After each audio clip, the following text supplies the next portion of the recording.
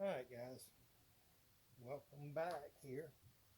And what we're doing now is we're going to put these MDS plugs in, so I just thought I'd show a easy way to do this.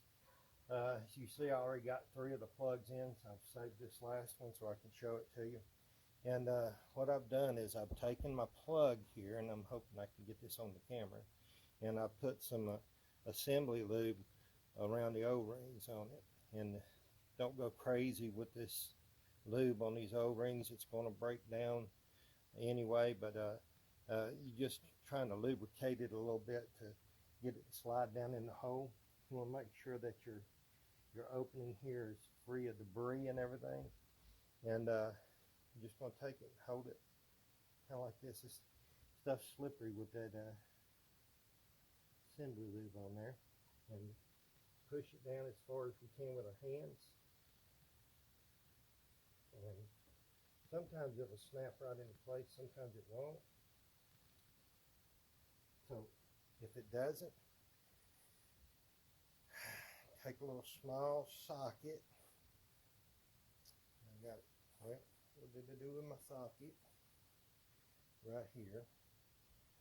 Take the square end that goes on your ratchet and fit it around the square tip on the plug, and you're just barely going to tap it. And you hear the difference when it seats in, and you can see it has it sunk down in there. What you don't want to do, you don't want to put a screw in there and try to pull it down with the screw.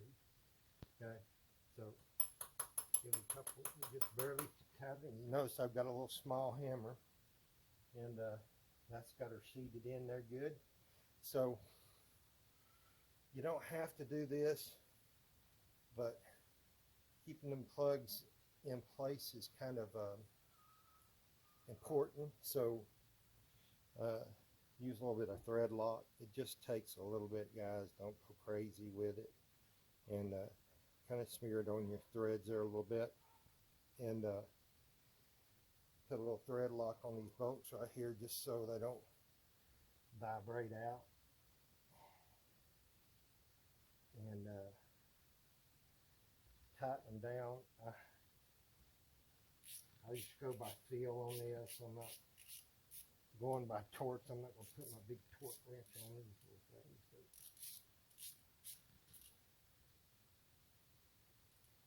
And that's how you do it, guys. It's just that easy right there.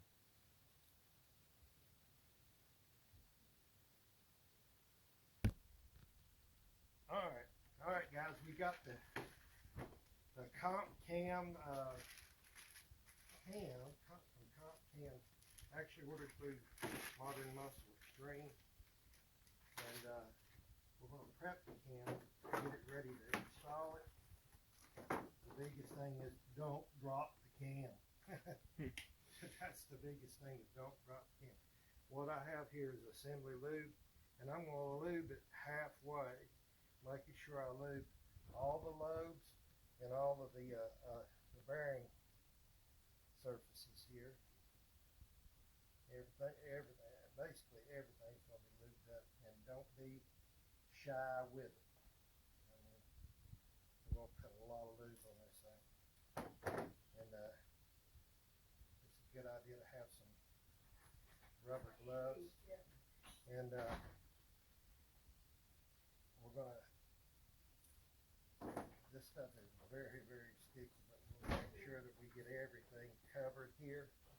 And like I say, we're just going to do half of it right now, because it'll make it a little bit easier to handle. And, get that last one in. And the biggest thing is don't drop the cam. Don't drop the cam. That's the biggest thing. Okay.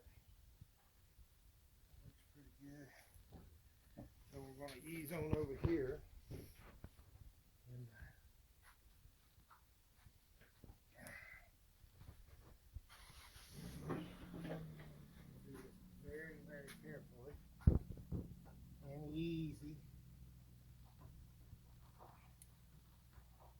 as you go in, it's going to get harder and harder.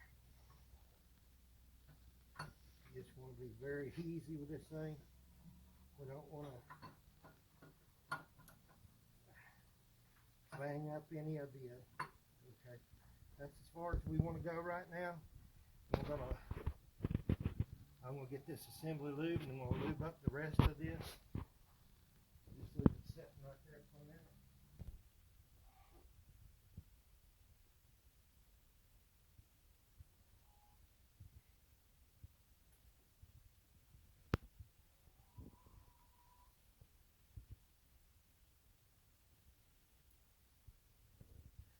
Well, it just wants to fall into place right now. I don't want it to.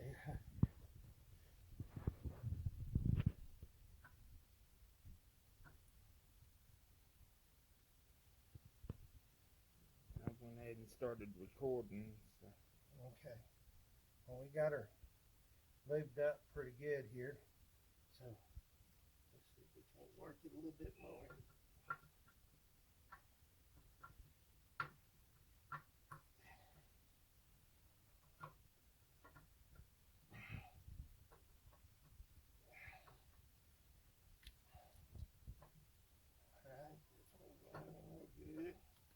Now, I'm going to run my bolt out here. Run my bolt out a little bit. So I'm going to use my bolt as kind of an extension, a handle here. And I'm going to actually put on another pair of gloves. These are getting a little bit too slippery. So just pause it. Remember, guys, don't be stingy with the assembly lube. The stuff is going to break down anyway. And I'm going to try taking this bolt, knocking this bolt out. I don't know how far, can't remember how far it goes, that comes out.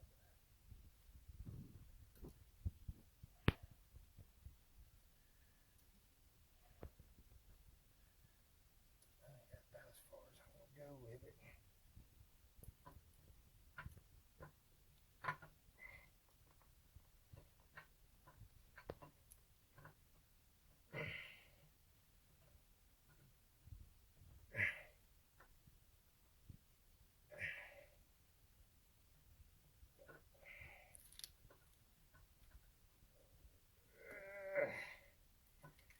Well,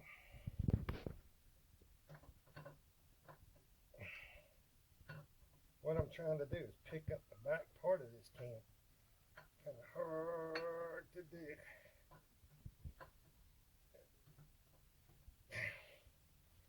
I'm going to pause it right there, CJ. Alright. Alright, guys, I just put this old timing gear on, so maybe I could have something here to hold on to. There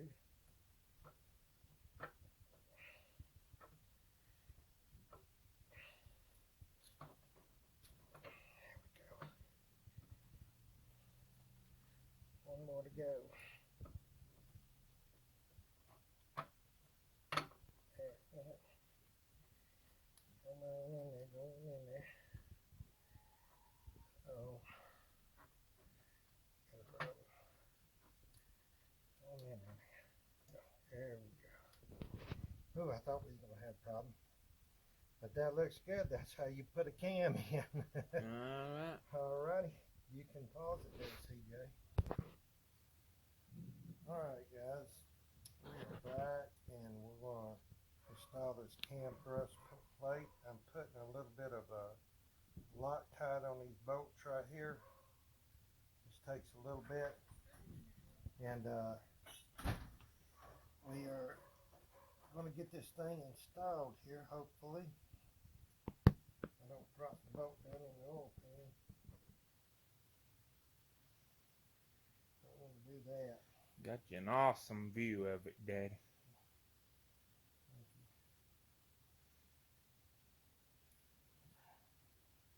I'm just going to leave that one there for right at the moment.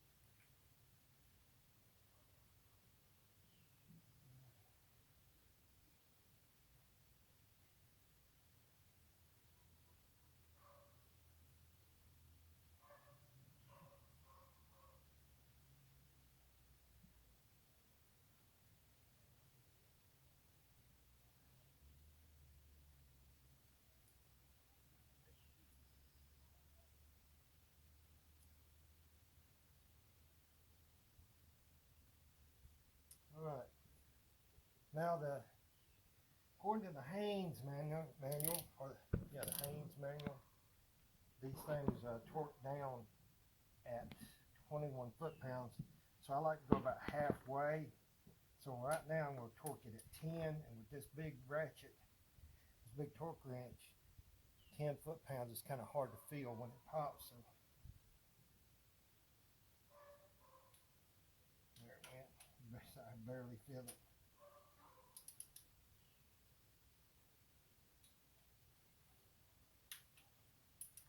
Put some thread lock on there. That might be your choice not to do it. I don't know, but I did.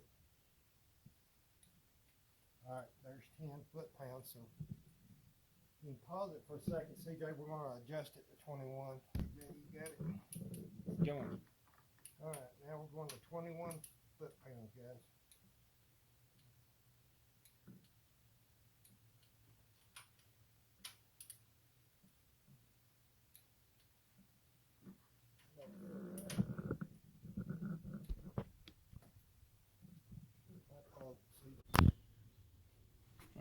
All right, guys. We're going to set up our timing chain and gears here. If you look on the very top, on the top gear here, you'll see that there's a little circle that's stamped in there. And what I'm going to do is I'm going to take this marker. I'm going to mark that real good with this marker so I'll know. I can see it a little bit better. And same thing on the bottom gear. I don't know if you can see it. There's a little circle that's stamped in there. And so I'm just going to make a mark right here. And yeah,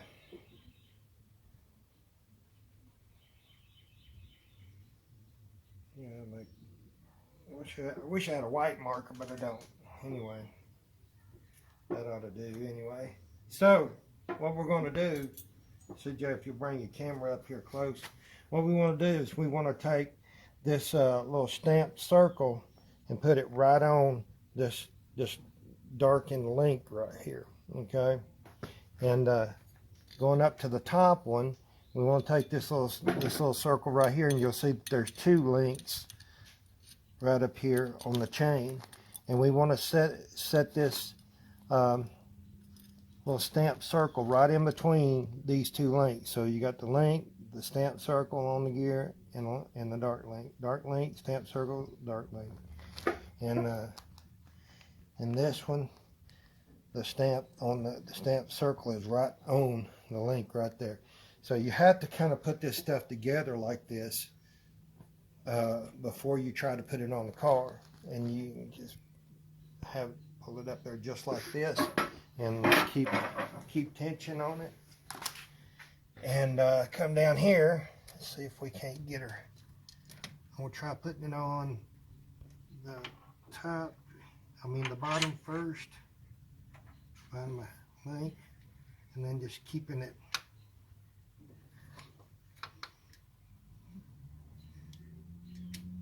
all. Let's see, can we do it? Can we do it? I don't know how far I'm off here, but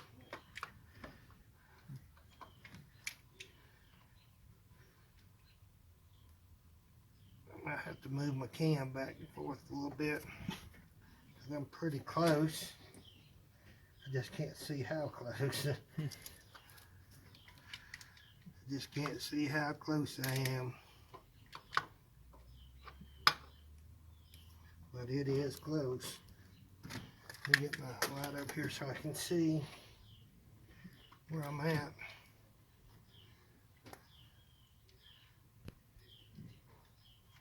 Well, that's going to be a tight fit right there.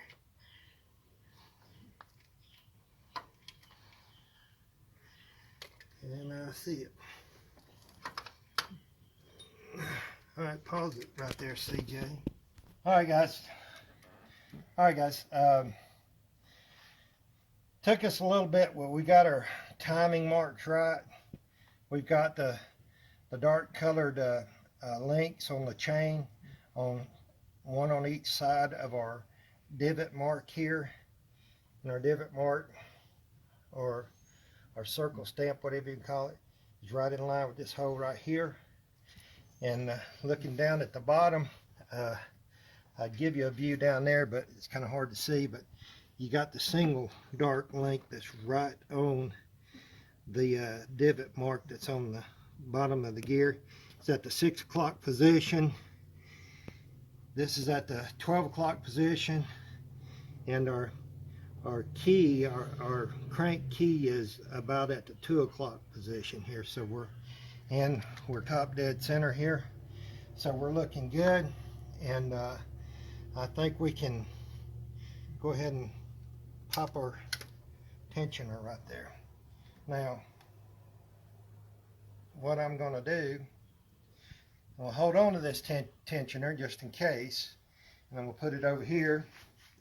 And I want to take and make a couple of marks, and let's rotate this thing around a little bit, and let's make sure that we're still going to be right here. So we got that mark there, but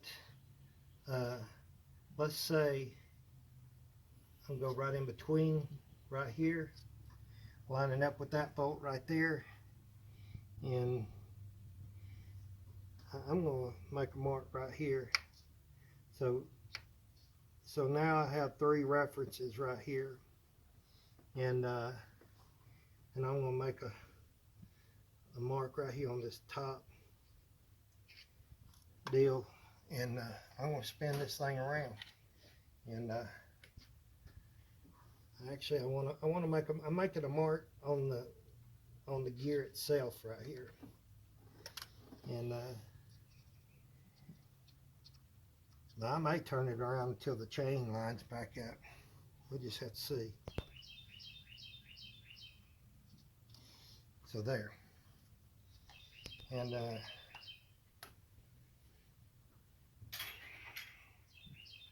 we're gonna, you know what, I believe in double, triple checking this stuff. I know it seems simple, it's a simple thing, but if you get it wrong, the consequences are pretty bad. So CJ, if you'll pause for just a second. All right, guys, we've got all of our timing marks lined up. It's a good idea if you got some white fingernail polish you robbed from your wife or your girlfriend, and put it on that that mark that's on the gear, that circle mark that's stamped into the gear right here at the 12 o'clock position, and you'll have the other mark down at the 6 o'clock position on your crank down here. So it's a good idea, so when you're cranking around and check your timing, it's a good idea to get something bright, marker, white marker, whatever, and mark those 2 timing marks so that you don't have no problem seeing them when you crank this thing around and you bring your piston back top dead center and get everything lined back up. So now what we're fixing to do is we're gonna loosen this cam bolt back up, because comp cams, according to their paperwork, recommends that you put thread lock on these cams.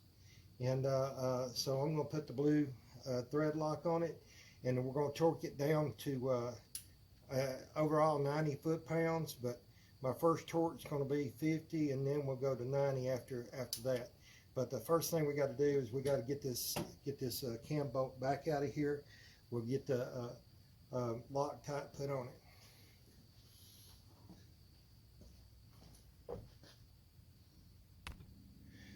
All right, guys, we're ready to torque this thing. We're going to go to 50 pounds first. So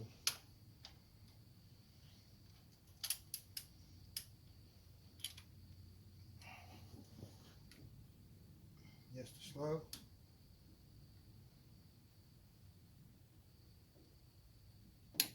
All right. Let off of it there, CJ. It's 50 pounds. That was just 50. Alright. This time we're going to 90. Alright. I'm going to pause it for just a second while I adjust this torque wrench.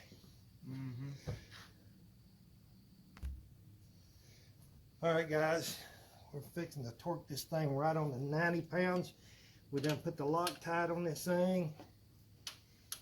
And let's see what she does. Hopefully it doesn't break.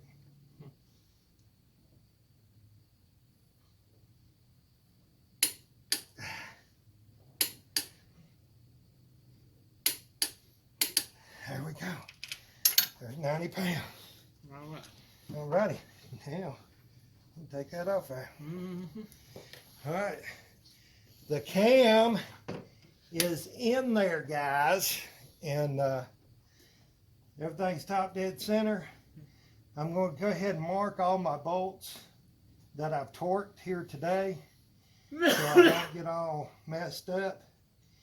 And we'll be back at it again tomorrow. We'll see you guys. Hey, y'all like my four eyes here. My reading glasses.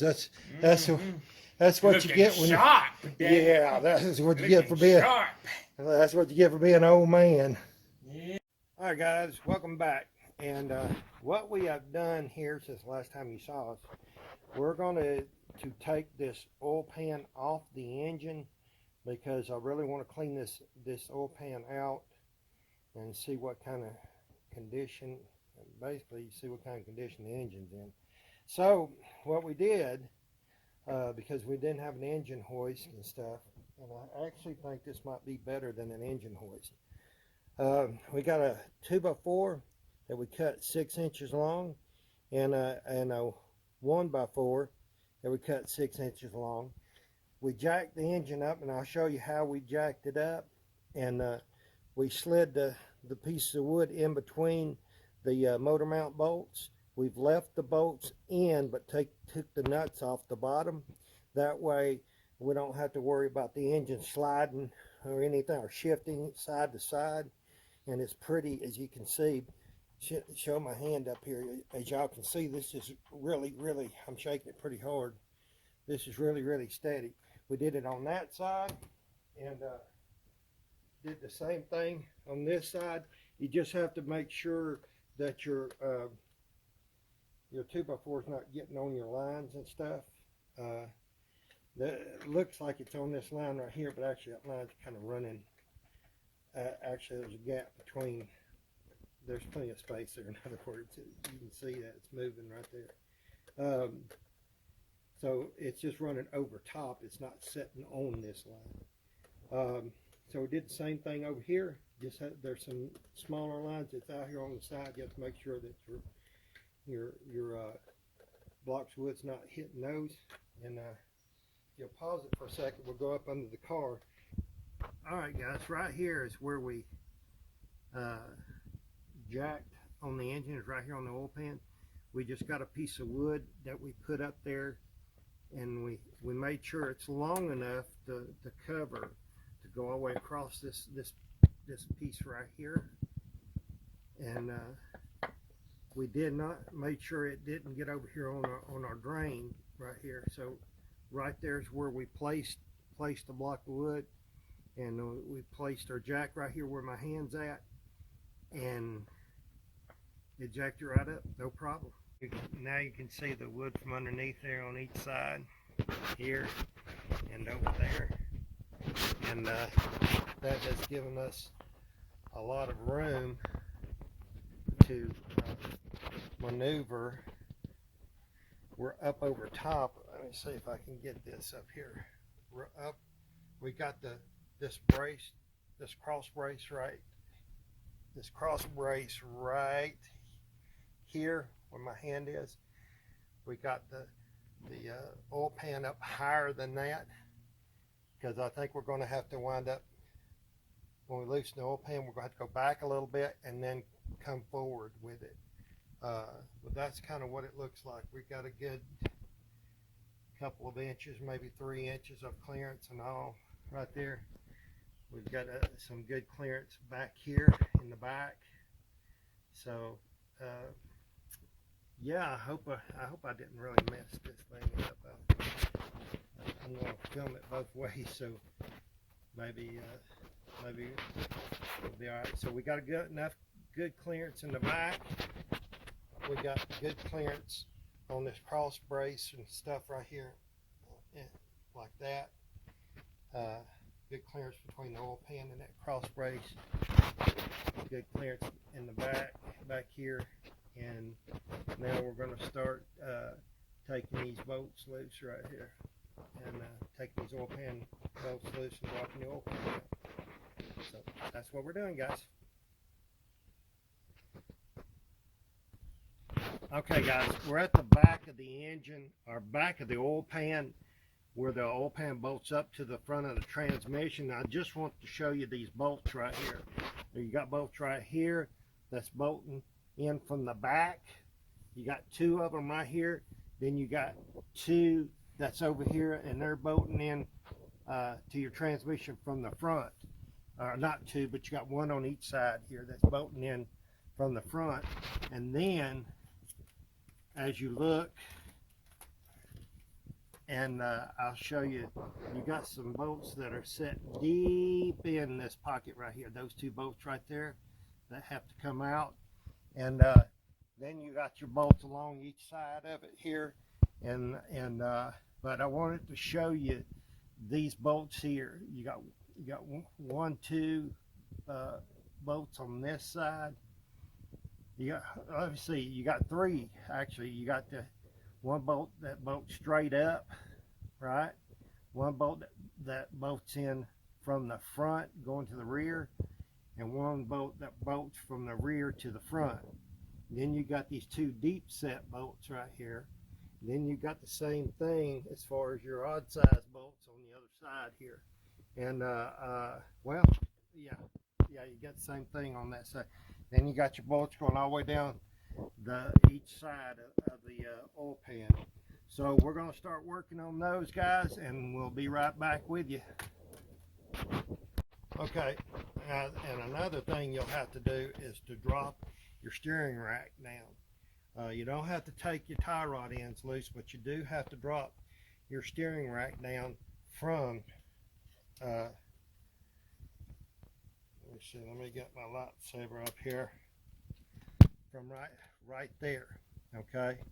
And that's going to give you a lot of clearance right there. And it's just one bolt and a nut on each side. Do that, and you can be careful with your lines. But all you have to do is take that bolt and take that bolt and nut loose right up in here on each side. There's the other one. And once you do that, you might have to prise just a little bit on your steering rack, and it'll drop down and it'll give you a whole bunch of clearance right here. So that and jacking your engine up, that's the main things, guys. All right, guys, once you get the bolts out of your oil pan, and you might have to use a flathead screwdriver or something to kind of prise on it a little bit. Be careful not to damage the rim of the oil pan or your block up there when you're prising on it. But it's a lot of bolts to take out of this thing. But once you get it broke loose, the pan broke loose, it's gonna look like this, okay? And you see that the engine is up high enough that once the oil pan drops down, I've got plenty of clearance to pull this oil pan right out the front of the motor. Just like I mean, it really is that easy.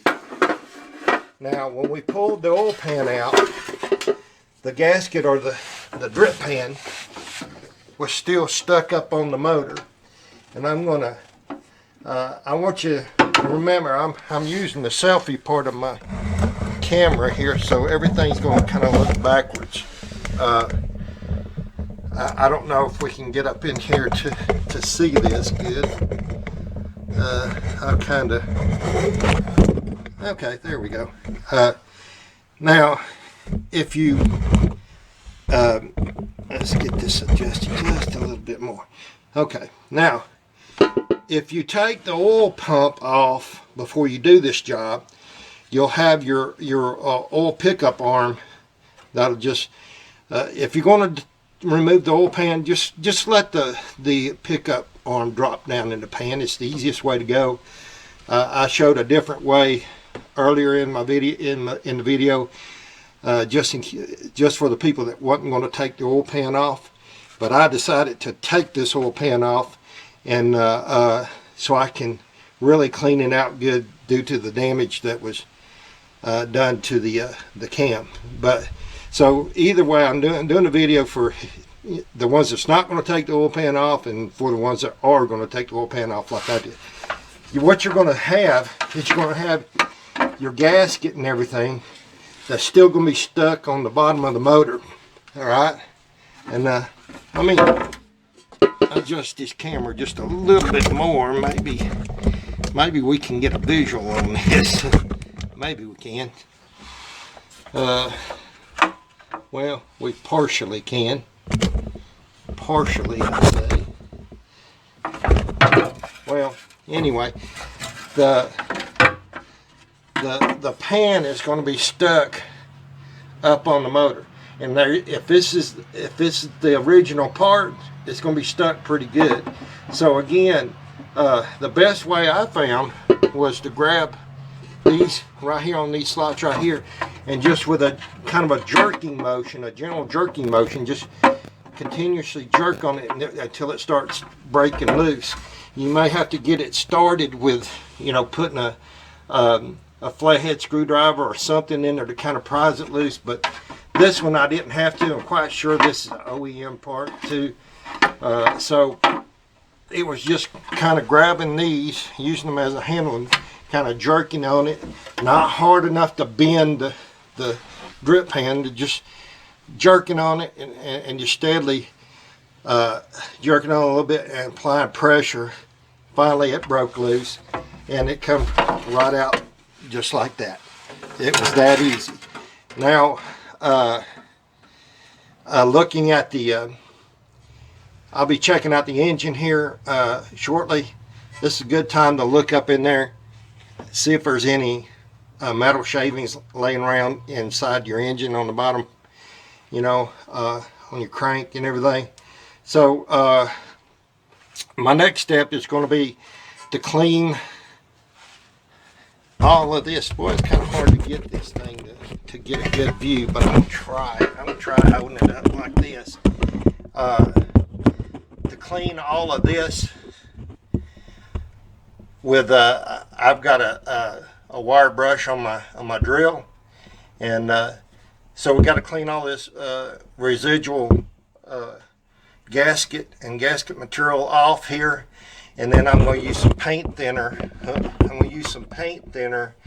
To wipe it down and make sure I get all the oil off the rims of the engine block here. I'm not going to get that paint thinner up in here, and we don't want that. And then I'll do the same on the oil pan, cleaning the oil pan and stuff.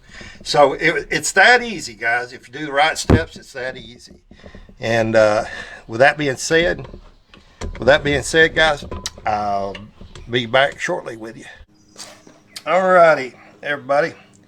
Alright, now before I say anything, I'm just going to remind you guys that I'm using a selfie part of my camera, my phone here, to film this, so everything's going to be kind of backwards, or left is supposed to be right, and vice versa. But anyway, you get the gist of it. I've cleaned my pan. Okay, now look, you don't have to get this thing spotless down on the inside. Okay, but what you do want to make sure of, if you got any metal shavings, which, you know, don't panic. If your car's got some high mileage on it, as long as you don't have a whole lot of metal shavings, you know, you're going to see a little bit of metal shavings no matter what. So don't panic on that. And I mean, really, some guys off, they see a little bit of metal shavings. You know, hey, if your car's got 200,000 miles on it, it's going to have a little bit. But anyway, we want to clean any loose stuff out of here, and the way I did it is with some carbon choke cleaner. This works great you know, just a big old, just spray it around in there, and wiping it out with a shop rag, you know, and constantly turning your rag so you have a clean side to it. And you know, I got down in these little cracks, you know, as good as I could, but you know, you don't have to clean this thing like it's new down inside. Just get the major stuff, any loose stuff out of there. Make sure that your drain hole down here is nice and clean down here. But I'm going to turn it around so maybe you can see down into the sump here. See, I cleaned it down in there. You're going to have some residual stuff like that. If you want to take the time and clean it out, it's fine. If you want to leave it, it's fine. It's not going to hurt anything. It's not going nowhere. And you know, if you drive this thing the first 5,000 miles, you're going to have that, you know. So anyway, the more important thing is cleaning this around here. And the way I did it, a good old drill with the brush on it. You want to make sure that your brush is in good shape. You don't want a brush that's losing the bristles and you're having to clean up bristles and everything. So especially when you're cleaning up on the engine block where your head's going to go down, you don't want bristles going everywhere. So anyway, initially was with that. Well, first of all, I sprayed it and wiped it down with a rag just to see, you know, what I had as far as residual gasket material. And so then I went over it with this brush. It doesn't take very long, just a few minutes. And then I went back over it again. So the important thing is really wiping it down, getting it very clean, getting any loose stuff out of your oil pan. And you know, you might have to go back over the outer edge. This outer edge right here is the most important thing, because you want this super clean right here. And if you see that there's some shadowing right down the side of it where the old oil pan gasket went. That's fine. I'm running my finger over it. It's nice and smooth. It's not oily or anything. It's just as I guess you would say, a stain in the aluminum. It all looks good. The last thing I did is I took a clean rag and I went over the outside of this. I put a little bit of paint thinner on my clean rag just to get all the oil, you know, any residual oil off the edge of it. And I'm going to clean the bottom of the engine block basically the same way. Brush, rags, the carbon choke cleaner. Last thing, I'll wipe it down with a clean rag with the paint thinner. So till then, guys, I'm going to go ahead and get that bottom of that block done, and then we'll start the video again while I put the oil pan back in. Till then, see you then. Alright guys, we are under here and we're looking at the bottom of the engine block, and where our oil pan fastens up. And I just wanted to show you about a couple of things when you're cleaning this. I used a razor blade in my hand, and I also used, I'm trying to get you a good look at this. I used a razor blade in my hand that took off the residual gasket material fairly easy. Be prepared to really bend your arms around in unnatural ways and getting your arms up under this motor and stuff. So make sure this motor is secure. That's the main thing. And another thing is you're going to have some safety glasses or safety goggles. I've got safety glasses on, and while I was doing this, I still got things in my eyes. because everything that you clean off of here is going to fall right in your face. You know, it's just unavoidable. I tried to move, you know, keep it from happening, but it still did. But using a razor blade to get the gasket material off, and then I went over it with the wire brush on my drill, and you know, you kind of move your arms in unnatural ways and bending around this and bending around that. It's not too bad. It's just a little bit time consuming, and especially when you get back in here. I had a lot of trouble back in here trying to get your fingers working with the razor blade. If you don't have a razor blade, another thing I did that to get back in these corners, because it's hard to get your arms around all this stuff right here, is I had a big flathead screwdriver and used that to clean the gasket material off. All in all, though, it wasn't a bad job. It's just, you know, it's just a cleaning job. And this gives you the opportunity to look at your engine under here, checking out your main bearings and stuff, you know, just looking at them as best as you can while they're still on here. If you've got a lot of damage, outside not do it, but if you got a lot of damage to that cam, you know, this would be the time where you could pop off some of your main bearings right here, and just kind of take a look at them, and if you see copper, there might be a little trouble. But looking at the cleaning job right here, it come out really nice. I use carbon choke cleaner. That way there's no residue left, and it dries very quickly, so you can just roll right on. And it turned out really good under here. This is the front of the motor right here, in case you didn't know. I'm under the car head first, so just wanted to show y'all that and let you see what it kind of looks like to get that let me see, to get that clean. And it's not a bad job. Like I said, using the let's see if I can flip this camera up. Took a picture. So anyway, I can't flip the camera around, but anyway, just using the razor blade, a large flathead screwdriver to clean the gasket, residual gasket material off, and then hitting it with that wire brush on my drill, and then I wiped it down. I wiped it down a couple of times with a rag and the carbon choke cleaner I spray on there, and wipe it with the rag, and frequently turning the rag. It cleans up pretty nicely. So we did the same thing on the oil pan, and don't forget to do the same thing with the bottom of the timing chain cover. So our next step is to get this oil pan put up in here, and that's what we're gonna be doing next.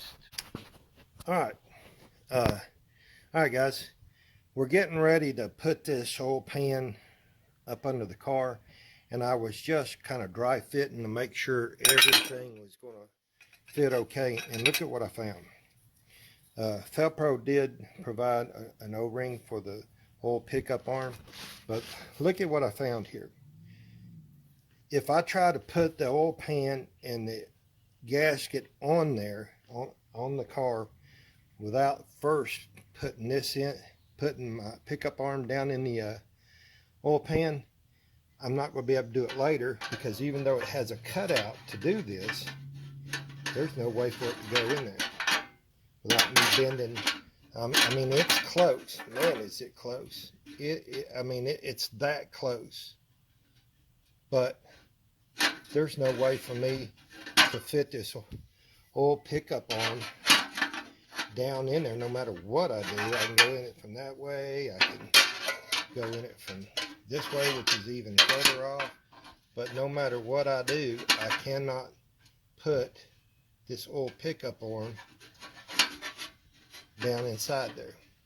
So if I'd have put this pan up on the car and get it all kind of bolted up, I'd have wound up having to pull the pan completely off to get this old pickup arm down in there.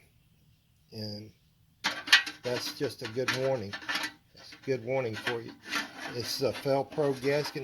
Now maybe one of the Mopar gaskets, you know, or splash pan, whatever you want to call it, maybe they would work.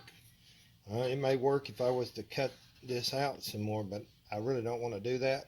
So I'll show you what I'm going to do.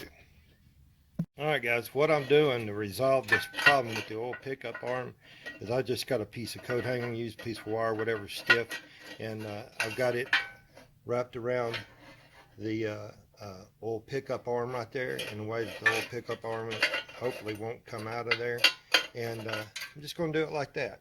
And now mind you, I don't have the timing chain cover on here, so this is just going to stick out the front.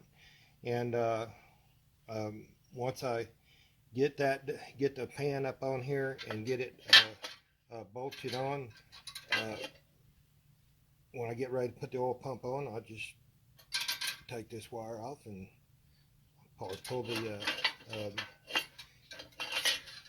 oil pickup arm up out of there, fasten it to my oil pump, take the wire off before I put the front timing chain cover on. So that's how I'm going to resolve that, guys. It's a good idea to dry fit things before you start putting things together, or I'd have sure enough been in a little bit of trouble. Just a heads up for you. Alright guys and girls, we have got our oil pan up and torqued in, and I'm at the back of the oil pan where the oil pan meets the transmission, and I just want to show you some of the bolts here. At the back you've got 8 bolts that are bigger than the smaller pan bolts, and you'll find out of those 8 bolts, 4 of them are a little bit longer, 4 are shorter. The shorter ones go right here, okay? There's 2 on each side, and then the longer ones bolt into your transmission. There's one that bolt that goes in from the front, and bolts that go in from the back of the transmission, okay? And those bolts are torqued at 39 pounds, okay? But the torque sequence on these oil pan bolts, as you can see, I'm going to come up toward the front. We have the smaller bolts right here, and try to get a light under here so you can see the smaller bolts here. Now you notice that I haven't got my timing chain cover on. I went ahead and did the torque sequence anyway. I think we'll be all right. So the torque sequence for these smaller bolts, like this one here, they want you to go 44 inch-pounds. Now 44 inch-pounds, not foot-pounds, 44 inch-pounds, torquing all of your smaller bolts on the pan itself at a let me get around here so there we go, that's a little bit better. Torquing the smaller bolts that's on your oil pan itself at 44 pounds using a cross pattern. In other words, if you torque this bolt, the next one should be the bolt right across from it. Starting with the center bolt, 1 on this side, let's say, 2, then go to the left of that bolt, go to the left of your first bolt you started with, 3, go right across with 4, go to the right of your center bolt, 5, 6. So using this cross pattern, starting from the center, working your way out on both sides, is the pattern you should use when you're torquing these bolts. Okay, so what it recommends is that you torque the smaller bolts at 44 inch-pounds, then torque your larger bolts back here, all 8 of them, at 39 pounds, then come back to your smaller bolts here and do the final torque using the cross pattern again at 105 inch-pounds. I've got a photo of the pattern you should use, so I'll put it up here in the video. So right here it is.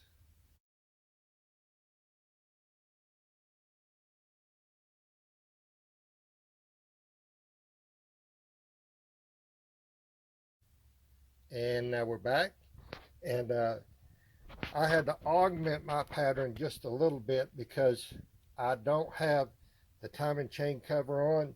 So I went with the center bolt that I have on here at that point, and just basically done the same thing.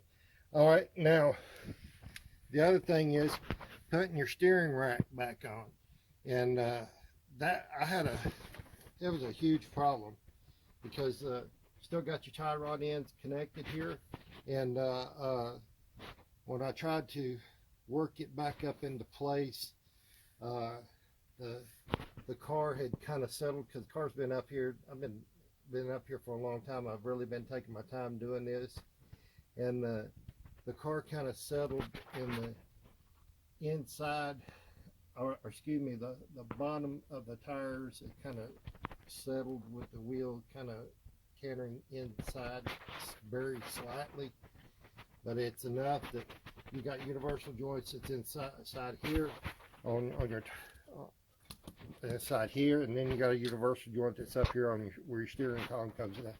So it really was a trick to get that back up into place and get the bolts in. You got 2 bolts, one right here, okay, and one right here on the other side. It was easier for me to put the bolts back in from the back and then put the nuts on the front part of it. It doesn't really matter as long as you get them torqued. The torque on these are 70 foot-pounds, so that's important to get them torqued. Even if you got some thread lock, go ahead and throw some thread lock on the nuts, because this is your steering right here, so it won't hurt to throw a little thread lock on there. And we finally lowered the motor back down, and we got our motor mounts bolted down. There's the motor mount nut for the driver, the passenger side. There's the back one. Here's the front one, and here's the back one on the driver's side. Here's the front one on the driver's side. And if you look at your Haynes manual, all it will say is just securely tighten them down. Okay, so I just went ahead, and if you want to, you don't really have to. You can just tighten these things down, throw some thread lock on them if you want to. You don't have to, but it won't hurt. What I did is I just torqued mine down to 70 foot-pounds. That was plenty of torque on these things, and got them up there in place. Got the engine back down in place, and everything looks good so far.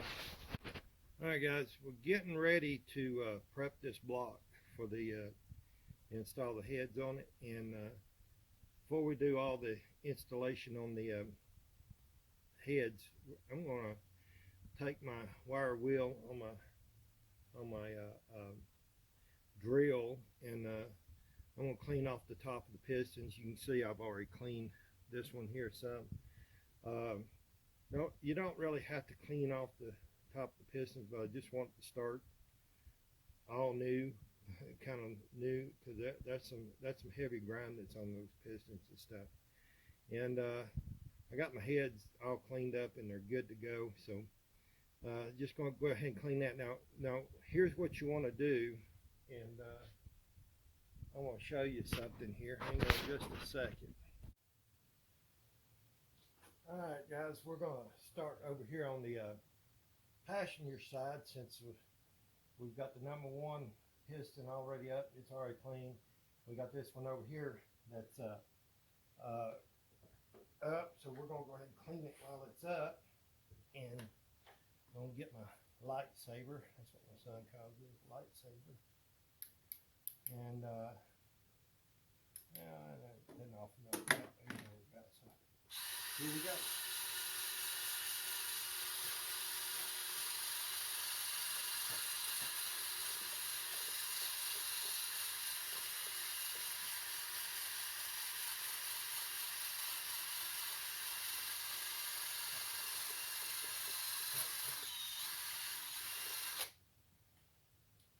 Slow down.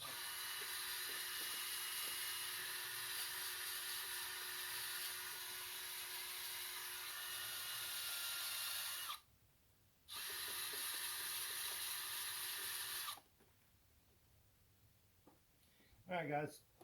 That's pretty much as fast as it. I mean, nothing really to it.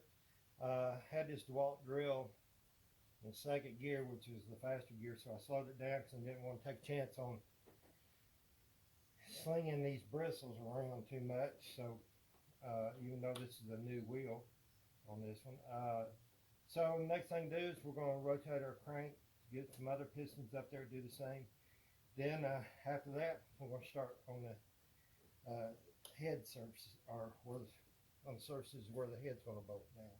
But you notice I've got it taped off with painter's tape to try and keep as much debris out of the engine, because I haven't got the lifters installed yet. But yep, that's what we're doing. So if you want to watch, well, I'm not going to record me doing all these pistons, but so when we be back, we'll have all the pistons cleaned, and we'll start working on the head surface, or the surfaces where the head's going to bolt out.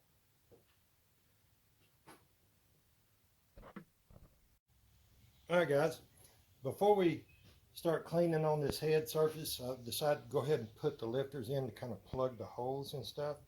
All right, now I'm since I did an MDS delete, I am not using MDS lifters.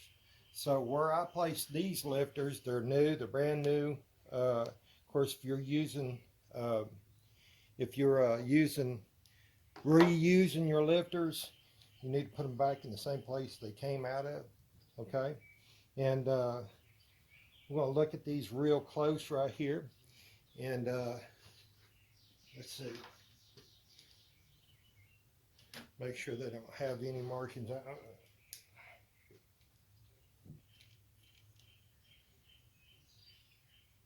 Okay, yeah, they don't. All right. If your MDS lifters, you'll have to put them back in a certain way, and they'll be marked on the lifter rail. But these are non-MDS lifters, so they basically go anywhere, especially since they're brand new. Now, the torque on this bolt right here is 108 inch-pounds. That's on the rail bolt, okay? And the rail bolt, 108 inch-pounds. Now, if you have to happen to listen to it or watch an instruction or read an instruction that says it's got to go to 9 foot-pounds, well, you know what? Guess what? This is my foot-pound torque wrench. I'm not going to torque this bolt with this wrench, okay? Because this wrench just will not torque down that low. So if you want to figure out what the inch pounds are, it's a simple method, and the method is multiply the foot pounds by 12, and the number you come up with will be the correct inch pounds. So that comes out, 9 foot pounds comes out to 108 inch pounds. So that's what we're going to put on here. Now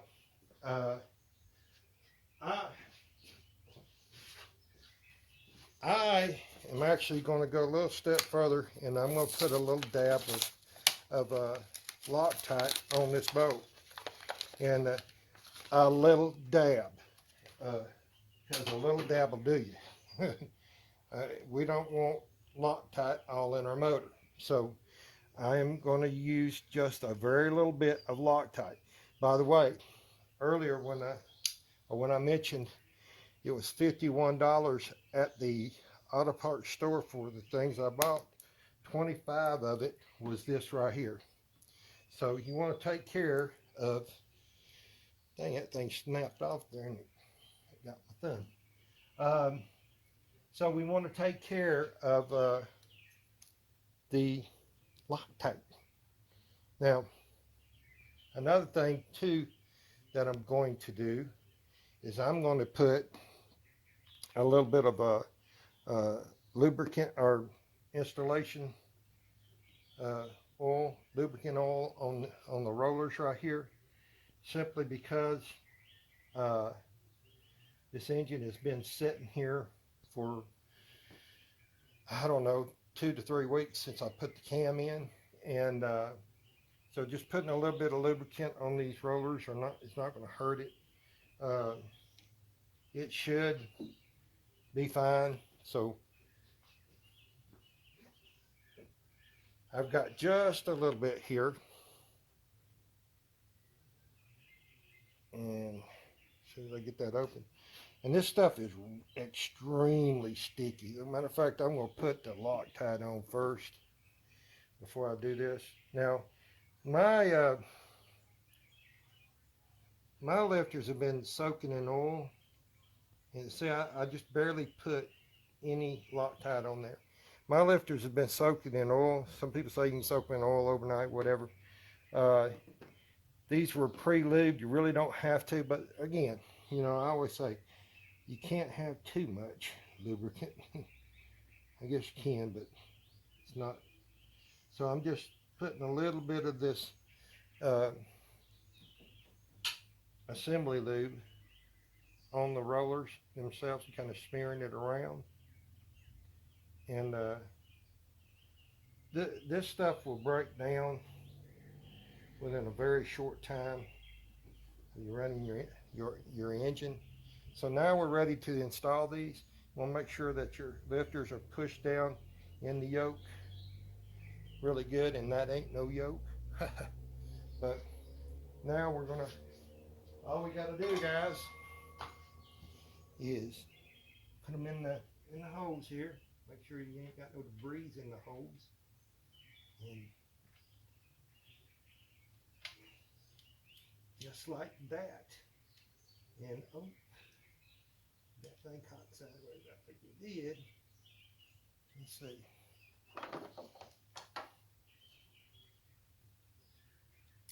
Let's see what we got going on here.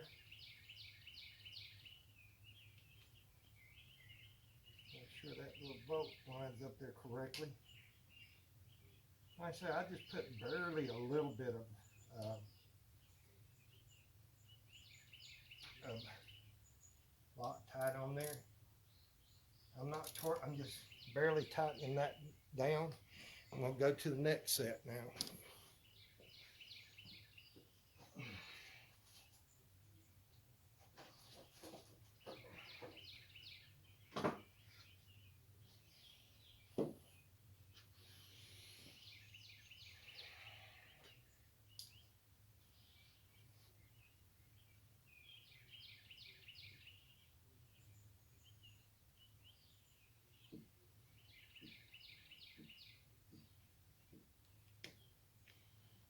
Now, since I've been in oil, I'm wiping that rail bolt off before I put the Loctite on. And again, guys, you know, just taking your time. Do it right the first time. You won't have to do it 2 or 3 more times. Of course, I've got to drop my top for this Loctite. And there we go.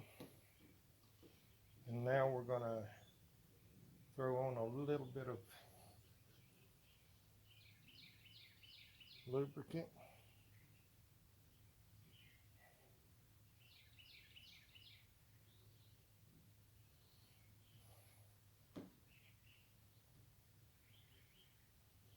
I'm going to smear it around here a little bit.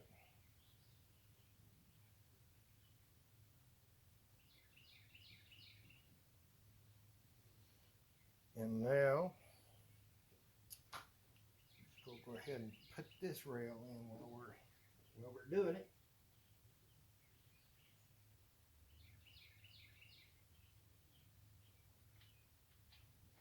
Y'all remember when I pulled my cam, or pulled that lifter out right there in particular, number one lifter, that thing was actually turned sideways in the yoke, and it really tore that cam. It really ate that cam up pretty good. Let's see my old man glasses here.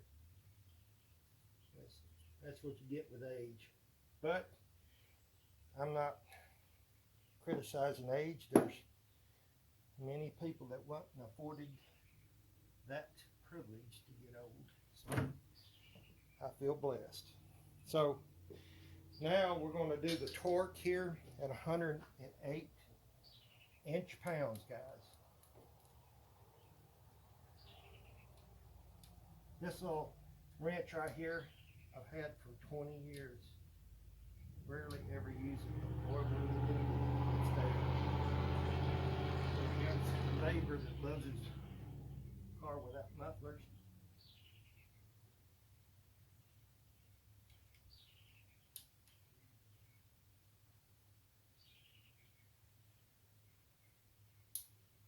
There we go. And let's pop it a couple times, make sure it's right.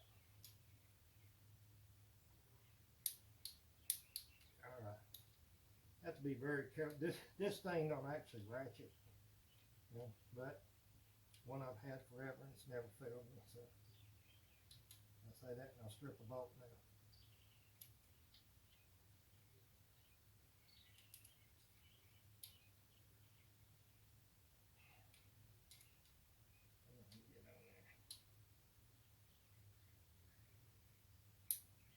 All right.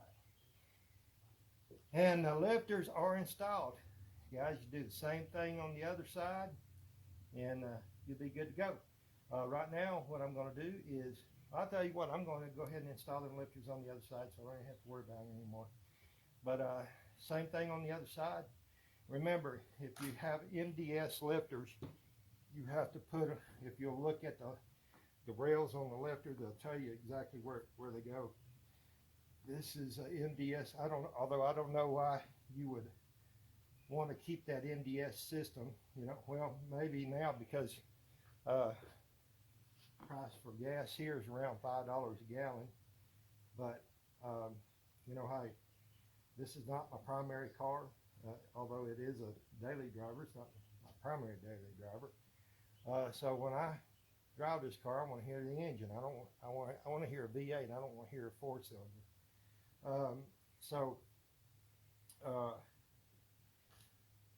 We've done a non-NDS cam, we've done the NDS delete plugs, we've done the NDS or non-NDS lifters, and that all looks good there. So we're going to go to the other side. We're going to install the lifters on the other side, and I'll be back to start cleaning up the surfaces where the head's bolt up here.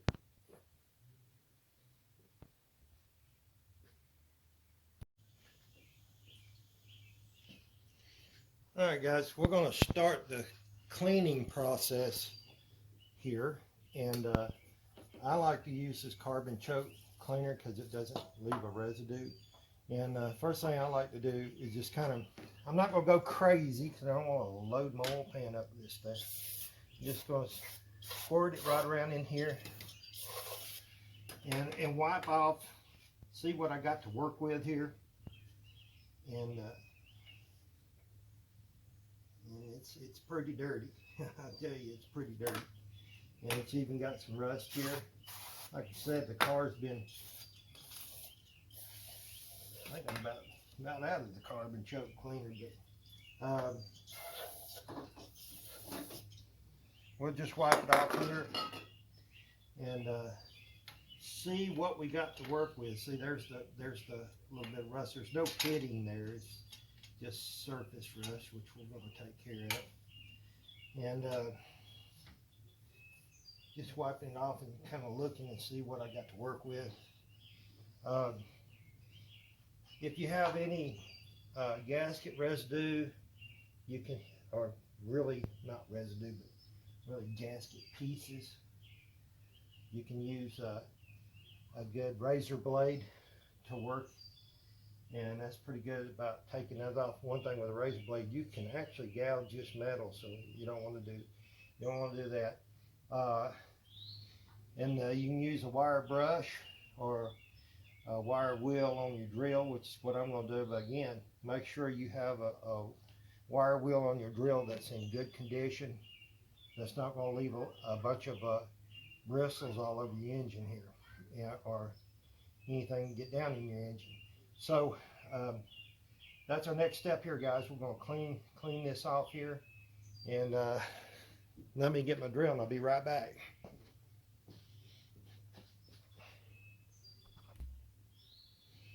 All right, I've got my drill here, and I'm going to get this ratchet here out of the way for a second. Got my drill here, and we're going to clean this off right here. And you know what, I'm going to slow this drill down again.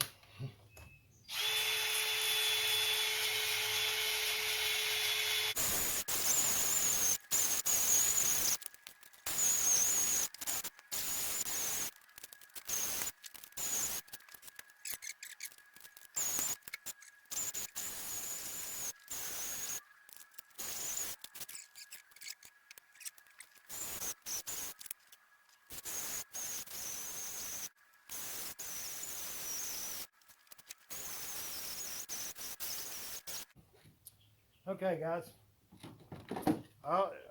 what you've seen me do is clean around the outer edge of the surface here, and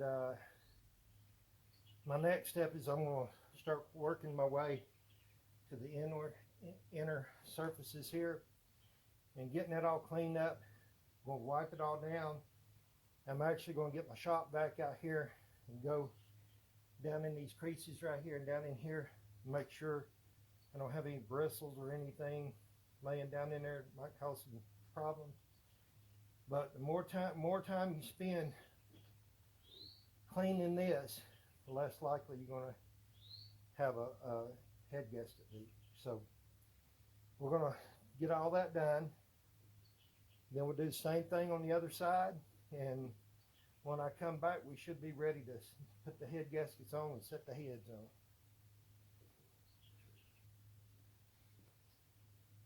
All right, guys, we got the surface here all clean, and I mean over and over, and went over and over and wiped it down. I got it really good. We're ready to put the head gaskets on and set the heads on. This is a set of Mopar gaskets for this engine, and let's see if I can get it in the camera here. I'm going to bring it over here real close so you can see it. You'll see that your gasket is stamped top, and then right, always have trouble looking for that, finding it where to go, right here left. So you know this is the top of the gasket, and this is for the left side of the car. Okay, so and left is the driver's side, or the car's left, not your left as you're looking at it. But main thing you want to do, because sometimes companies screw up, you want to make sure everything matches up here correctly. Okay, and it looks great. Looks great. We can go ahead and set this on our guides here. Being careful not to bend the gasket. All right. And everything looks good right there. And we are ready to set this big old head on here.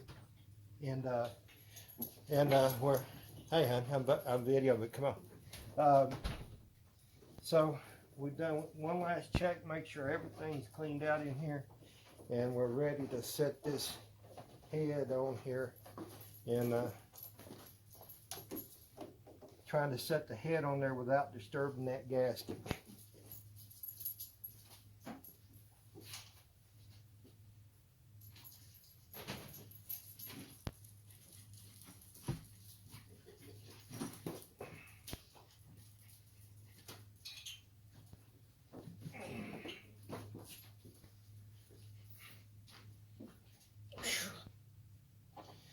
This is a job because it's so hard to find a good grip on these things in order to get that head set on there without beating everything up.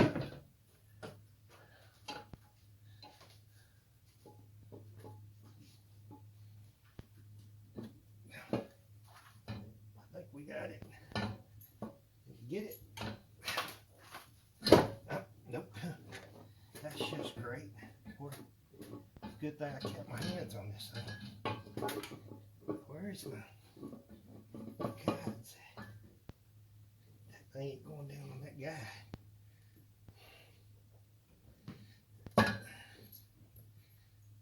Shoot, that thing ain't going down on that guide. I'm gonna have to freaking figure out what the heck that is. Why it's not going down on there.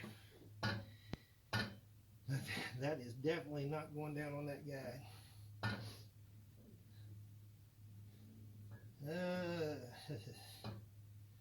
It started, but it ain't went. It ain't went. So, come on, you. Well, that went down. What's holding that thing off there?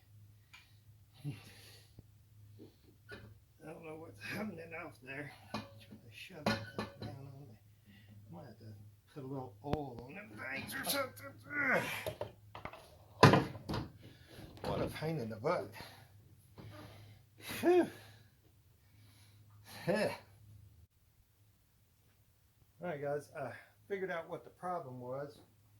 And the guide holes on the heads, even though the machine shop did a real good job cleaning the heads, but the guide holes to put on these guide posts had a little bit of corrosion inside the holes, and that was holding them off. So we got that fixed. I got a rubber mount. Just give it a, and let me say, I set the thing on there, and I got this center bolt right here. I got a few threads, got it threaded in there a little over halfway, so to make sure that this thing's not going to go anywhere. And just giving it a little tap with a rubber mallet, guys, not a hammer, a rubber mallet. And so we're going to start putting the head bolts on.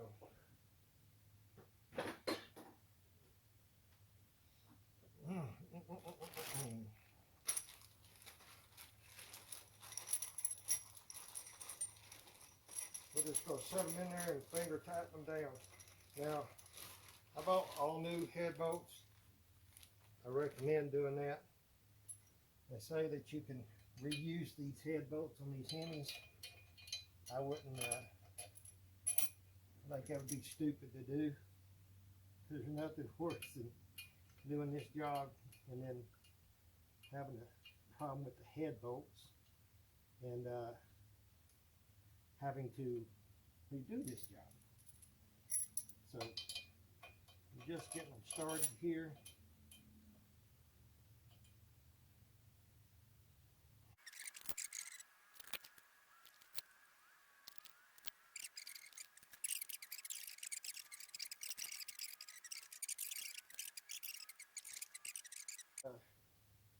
That's what I would do next time.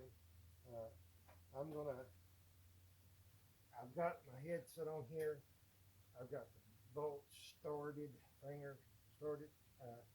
Just the effort of hurrying up things, I'm going to put a ratchet on this thing and get these things I'm just going to run them down till they touch the heads touch the head of the bolts touch the head, and then we'll start doing our torquing and stuff. So I'll be right back.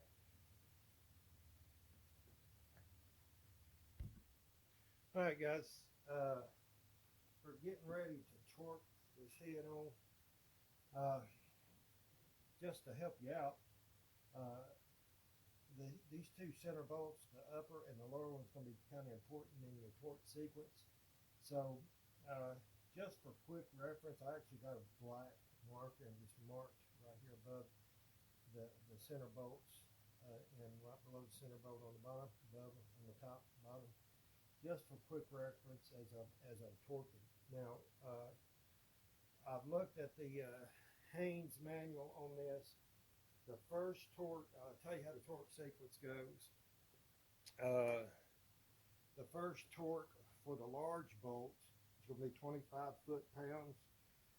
For the small bolts, right up here, is going to be 15 foot-pounds. Then you go back to the large bolts and torque them on the 40. Then the small bolts well, you leave them at 15. Check them to make sure they're at 15 in this. And then the large bolts tighten an extra 90 degrees. And then the small bolts torque them on the 25. So, and the torque sequence is kind of weird. I've usually done like 1, 2, 3, 4, 5, 6.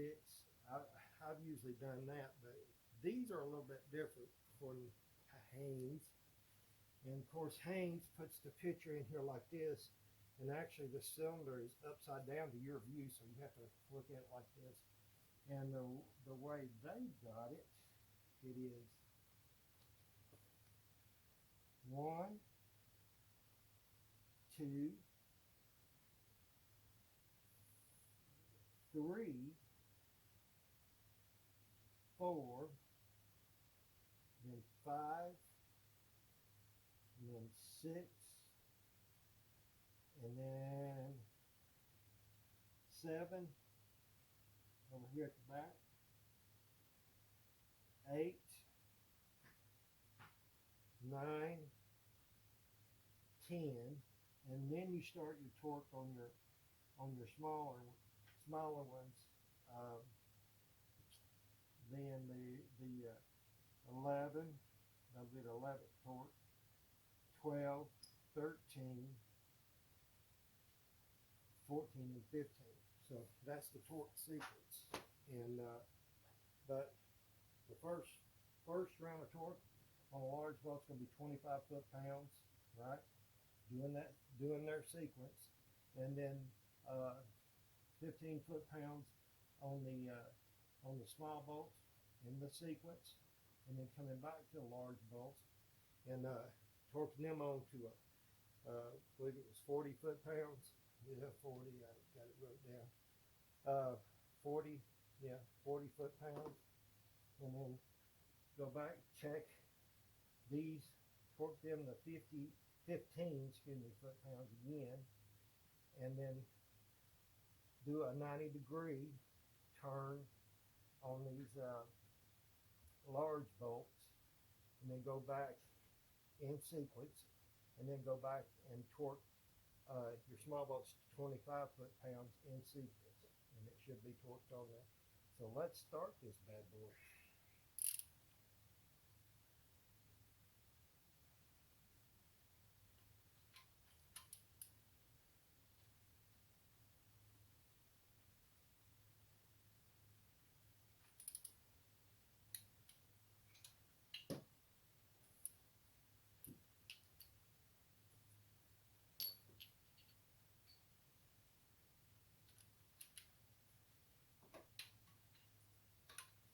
I love hoses. You gotta love hoses.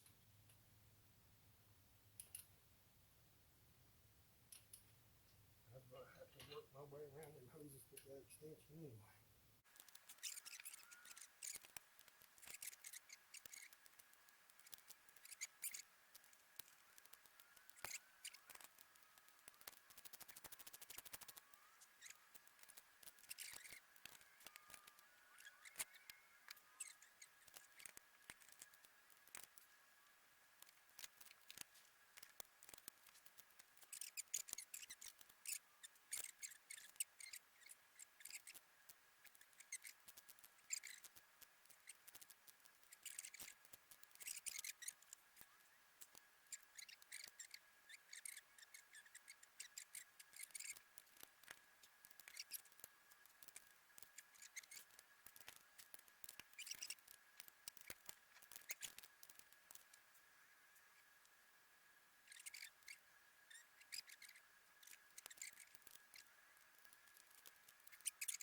freaking 90-degree turn.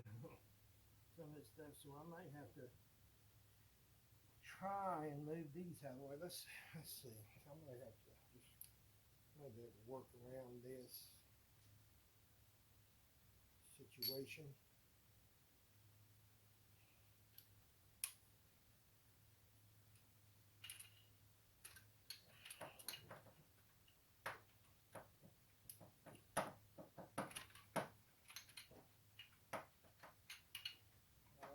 I can. I might have to get a shorter socket with this. So I'll be right back.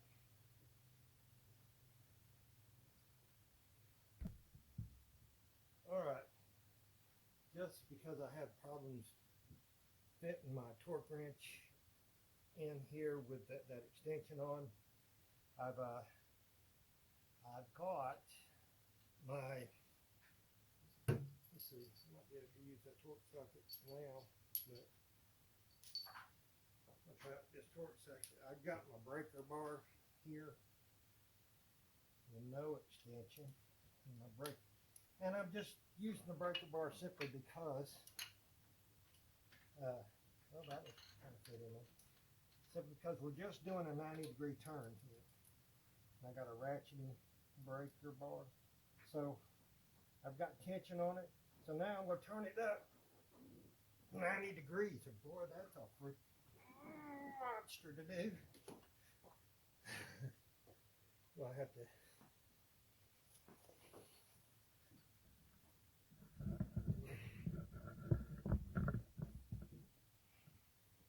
That's a monster to do. Even with a breaker bar.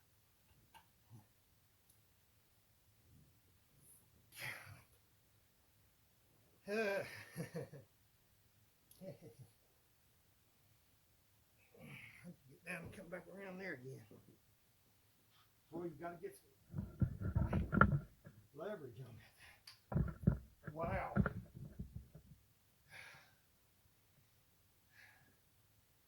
That's a tough torque. I'm going to get a cheater bar for this next one. Hang on just a second. I knocked everything right out of whack there, didn't I? All right, I got me my old jack I'm going to use as a cheater bar. We're going from a 90-degree turn.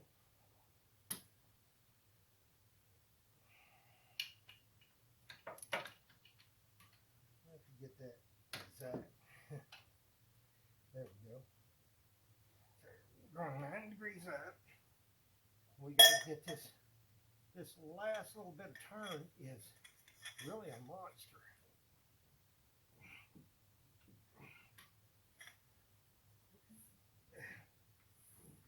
Oh no. I'm gonna leave it like that and sliding everywhere. And come around here, get that last little bit.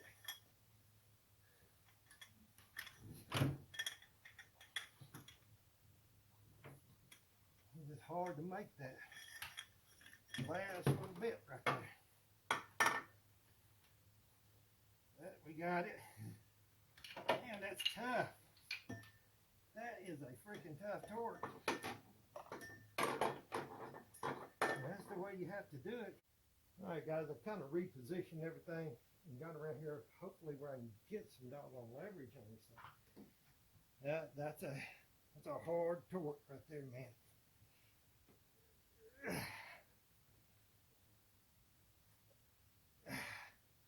There we go. That'll work. Yeah, sorry you won't be able to see everything here, but you can get the gist. I'm telling you what I'm doing on number 4 right here in our torque sequence. And getting it really lined up here right where I know I got a 90-degree.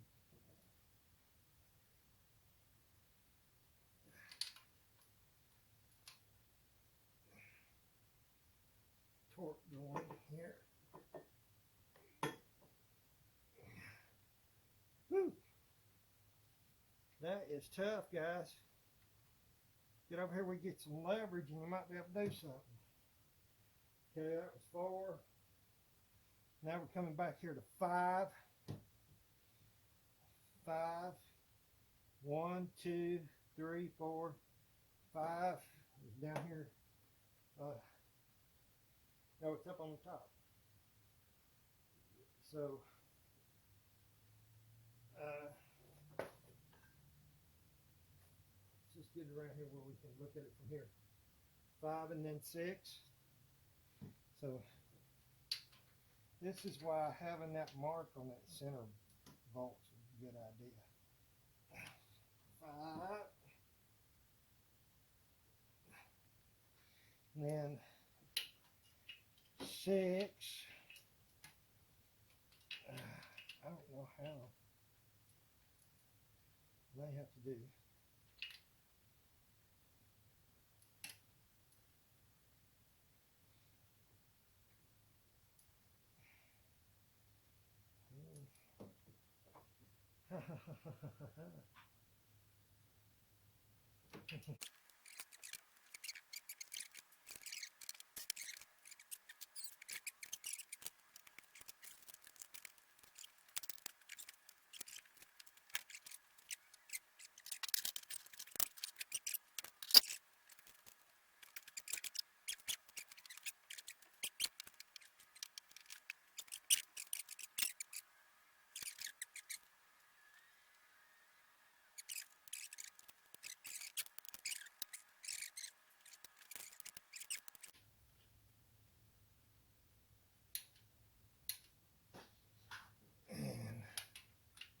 Way to the back. All right.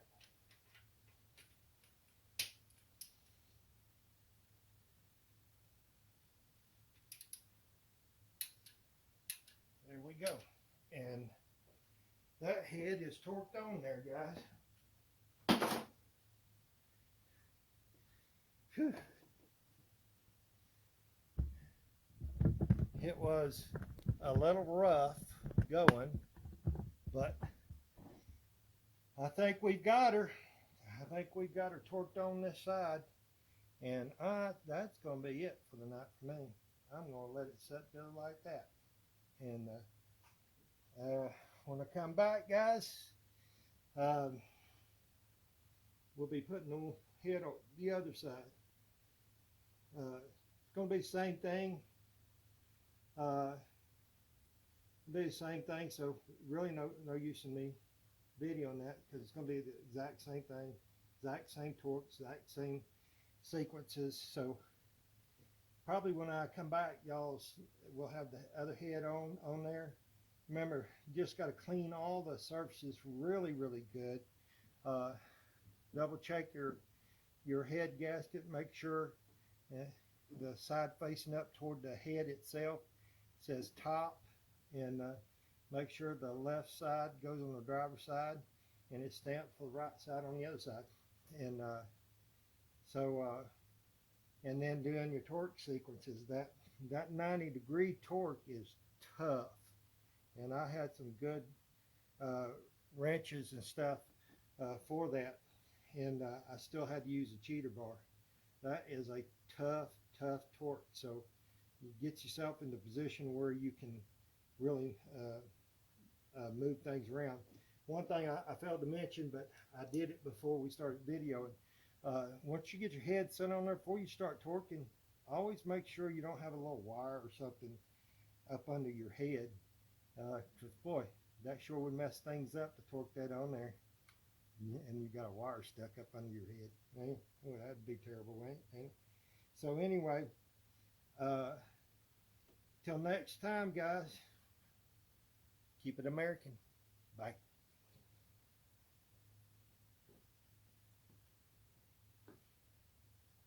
I want to show you something. I'm out here working on my car, and I turn around, and right there is looking straight at me. Not really worried about what I'm doing. I mean, he's about, I don't know, 25 yards, that much from me. Let me see how close I can walk to it. By the way, guys, if you don't know, if that's a buck during the rut season, you don't want to do this, but these does, they'll just run off. I'm still walking too. Not too. Betsy. I called it Betsy because we raised one out here one time, and I guess when the deers came through, it just left with them. But anyway, I'm in town here. Hey everybody, just to give you some update, we are getting ready to put the passenger side head on this 06 Dodge Charger, and I just wanted to show you a little bit of the head work that we had done for doing this job. If you're gonna go through the expense of putting a new cam and everything in your vehicle, go ahead and take care of them heads on these Hemis, because they're bad about dropping valve seats. They're just not a very good design. So what we had done is we took the heads to Dover Head and Cylinder up in Chattanooga, Tennessee, and we had them go in to the valve seats and actually weld the valve seats in, and that's something I've never done before, but I figured it's better than doing nothing, because the alternative was to take the heads to another shop and have them press in new valve seats, which was going to be a lot more money. And these are stock heads, so I didn't want to put that money into the heads. I did want to do something to help protect my investment, which is that 5.7 engine. So you can't see them because, of course, the valves are closed, but the valve seats are welded in. They also deck the heads and are slightly shaved them to make sure they're nice and level. They obviously clean the heads, and they did all the cleaning and stuff, which is something that's to be expected if you're going to pay for that stuff. Also, they now I supplied the performance valve springs, okay, because they come with my cam kit. Also, the valve seals came with my cam kit, so I supplied those and they installed them for me. Valve guides they installed new valve guides, cleaned up everything inside here. Really done a nice job. I mean, that job with the valve seats being welded in on both heads, I'm just showing you one, but on both heads, that job was right at $400. And for me to have new valve seats pressed in and all the same work done was going to be around $600. So saved a little bit of money there. Yes, I am going back with the stock exhaust manifolds for right now. But later on, when I get more money up, I might get some performance heads and then put some long tube headers on. But for now, going back with my stock manifolds. I got new exhaust manifold gaskets and everything on. So they did a real nice job here. Like I said, I'm not promoting welding in the valve seats. I've never had that done before. I'm not experienced with it. So if you guys are experienced with that procedure, let me know what happened with yours. Let me know how it worked out for you. But that's these valve springs that come with the cam and everything. So that's what we got going on with the heads. We're going to be back to put them on here in a little bit. All right, guys, I am going to be demonstrating to you how to put this rocker arm assembly together. It's on my 06 Dodge Charger with the 5.7, and we'll start with the push rods. Now, remember your intake.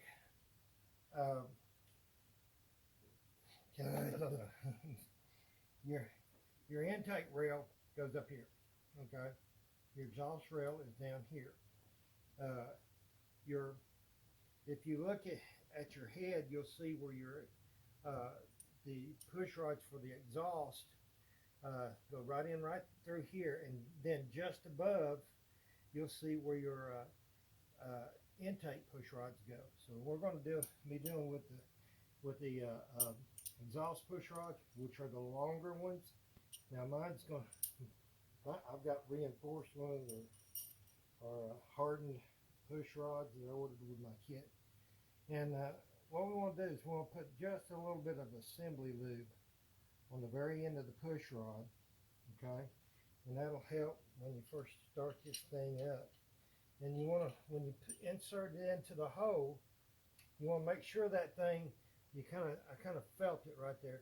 You want to make sure that push rod goes through that yoke onto the top of that lifter. And the exhaust push rods are the easier ones. We've already done the driver's side here, but I'm just showing you this side because it's going to be the exact same thing. But you want to make sure that push rod goes through that yoke. And I double and triple check this stuff because I don't want to do it twice. All right.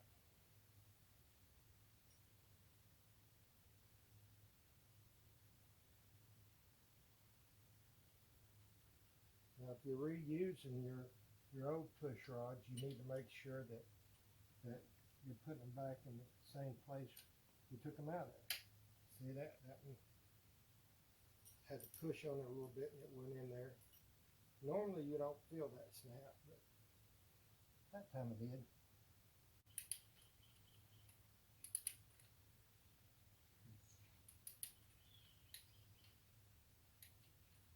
All right, now we've got our torques and stuff done. What I'm going to do next is I'm going to go through, look at all the push rods again. I'm going to check all my torques, and then when we come back, we'll get ready to turn this motor over by hand and make sure we got all the valves working. It's on. All right, guys, we've double checked our push rods, we double checked our torch and everything, so quadruple check. So now we're going to turn the engine over. By the way, we installed the heads with the plugs in, so we took one plug out of each cylinder, so it wouldn't be so hard to turn. But we're going to check and make sure that each one of these valves is opening and closing. If you feel any resistance whatsoever,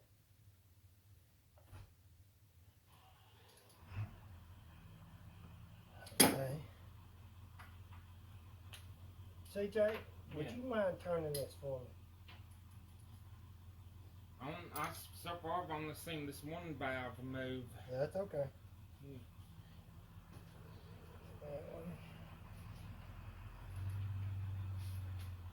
Let me turn it for Oh, you. I got it.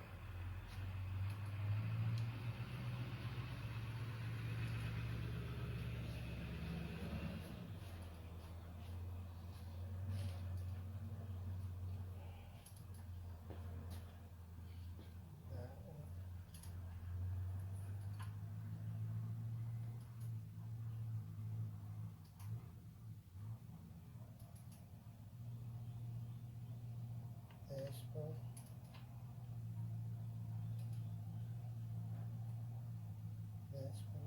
This one. I'm just marking them so I can. I haven't seen this one move yet. Okay. A little bit. Now it's moving. Yeah, that one's moving.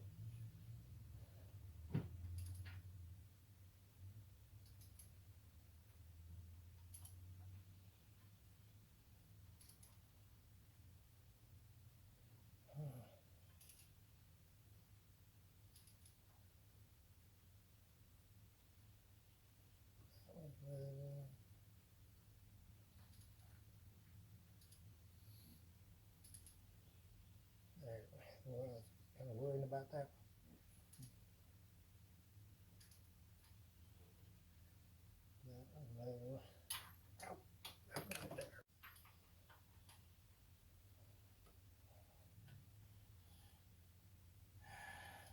Not seeing anything weird or off over here to my knowledge as of yet. Okay, let me come over there and check it over there.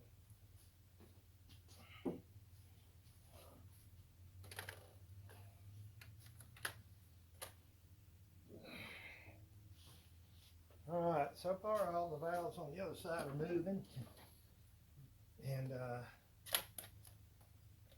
which is good. And me and this light are having a bad day today. CJ, I'm gonna let you turn this thing. All right. Put it down there. Turn it. Turn it. Yeah. You feel any resistance whatsoever? No. Down here. Feel any resistance whatsoever? Stop. All right. Go ahead.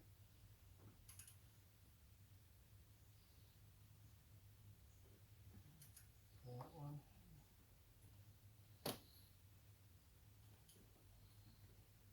That one. That one. That one. That one. That one. That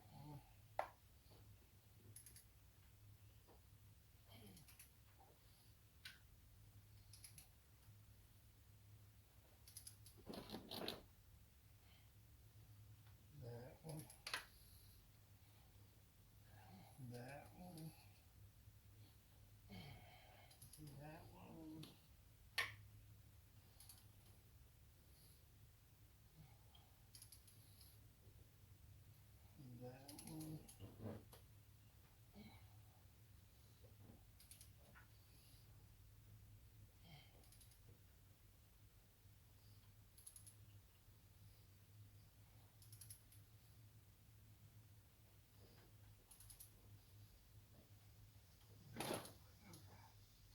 Oh, what you got for a second? All right, now we're just gonna, all right, they all look good. Keep going for just a little bit. I'm gonna turn them over a couple times.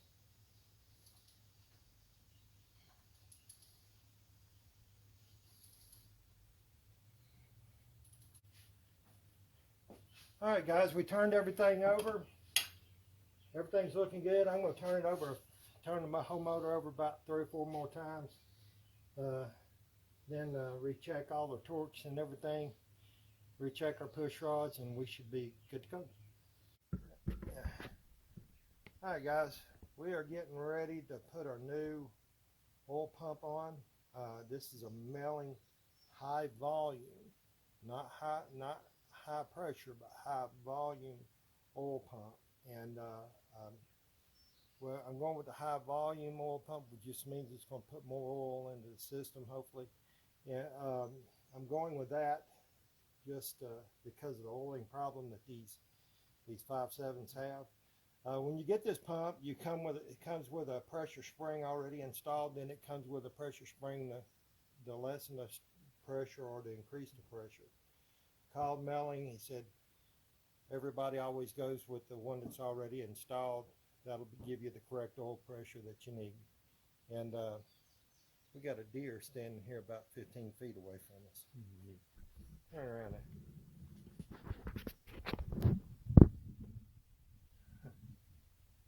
That deer's no more paying us any attention or anything.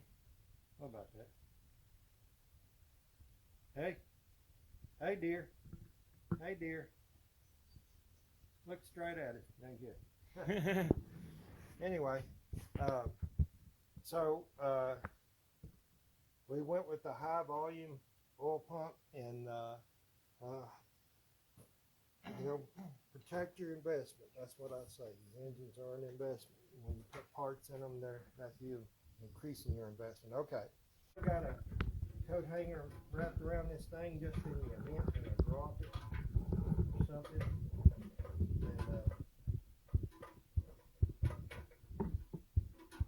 And I put a little bit of oil on the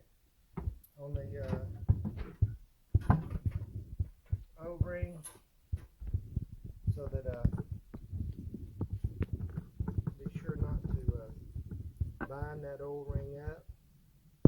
You know what?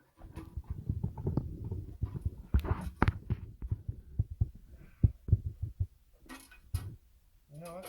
That O-ring, I'm going to put the O-ring that comes with the kit on there, because that O-ring don't act like it wants to seat right. So we're going to take this O-ring off. We're going to use the O-ring off that kit. You're wrong. Alright guys, I went with the O-ring that come with this oil pump. Also, I put a little bit of assembly lube around the O-ring, and I'm going to put a little bit on the inside of the hole where the O-ring goes, just a little bit, just a little bit, just enough. This assembly oil will break down, so it's not going to stay there and gum anything up. So now, put this on here, and the biggest thing is that we want to make sure that this O-ring seats in there.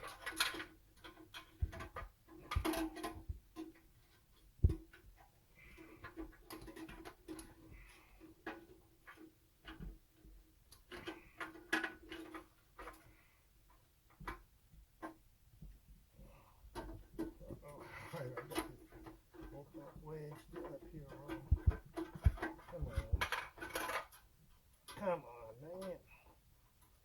Gotta have 10 hands to do this stuff. And that's why I kept that.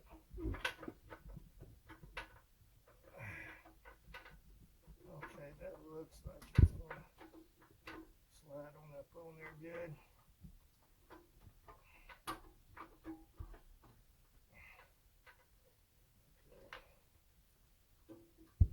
Still keep that.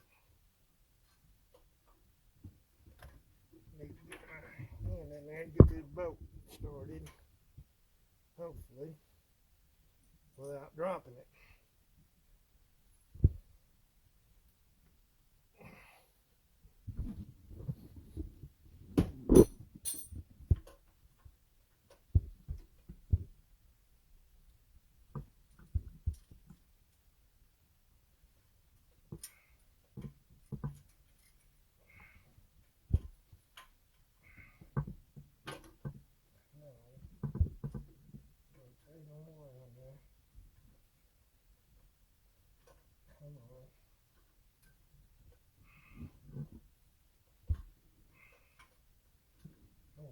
Drop this bolt down in here.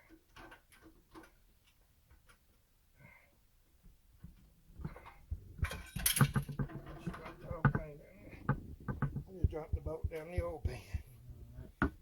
Pause it. You're wrong. I'm just going to start that bolt right out here. Get that started. You see how I got it up here. So that might be the smarter way of doing this. I had to fish that thing out with a magnet, which was not fun. Nevertheless, we got it. We're back in business. And we're going to roll on here. I'll just say we're back in beeswax. Let's see if we can get that on. I don't know if we can get that on with that sitting in there like that. So I might. Come on, I took the thing out like that. And now I'm wedged up in here. What am I wedged up? Let's turn this thing on in there a little bit.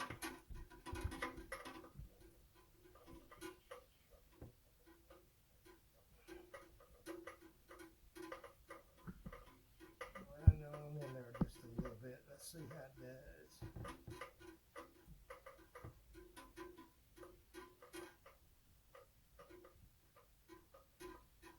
Okay, Okay, so this time I finger tighten this thing up here. And I don't think that's going to work out too well. Oh, wait a minute. There we go.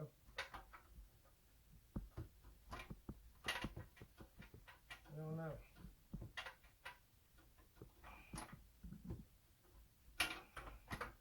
Maybe I need to turn this in here. Yeah.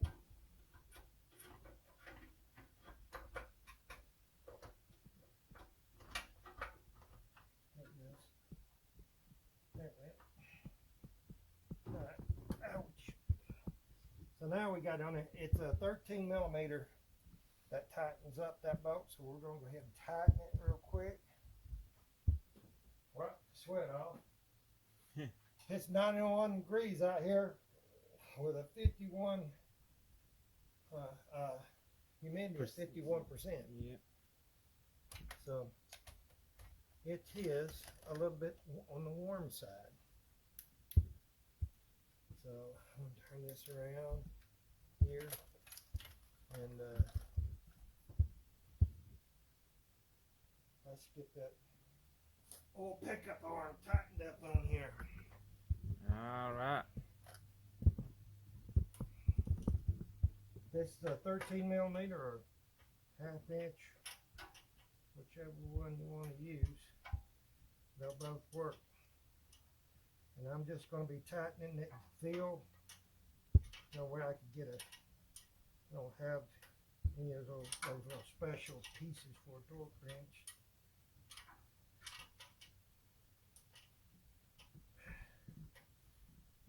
You know what? I don't know why I'm doing it that way when I could do it the easy way. No, I can't. I can't get that in there. Oh, you gotta drop tool. Hang on. All right.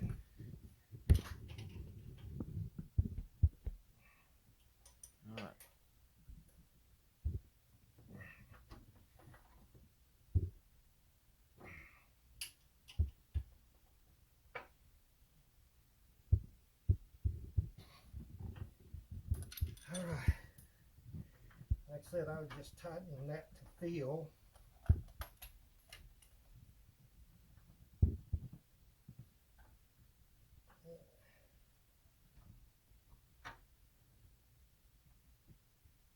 Make sure this thing goes up on there correctly.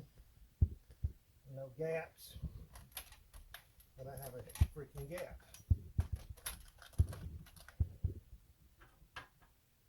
Oh, there we go. It went on there. All right. Now,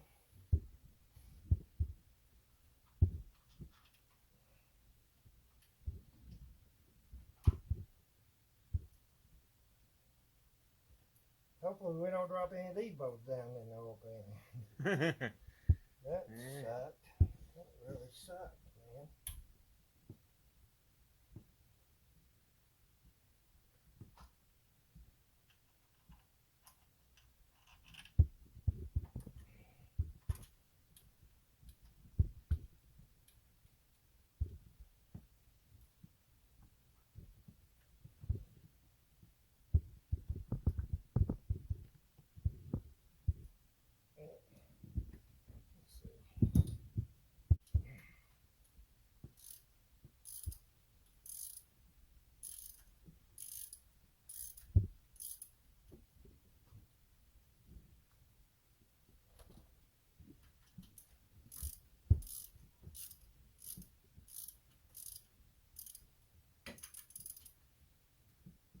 My hands are so oily now.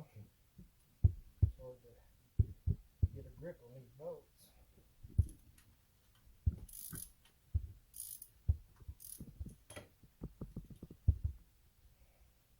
Maybe we got that one going.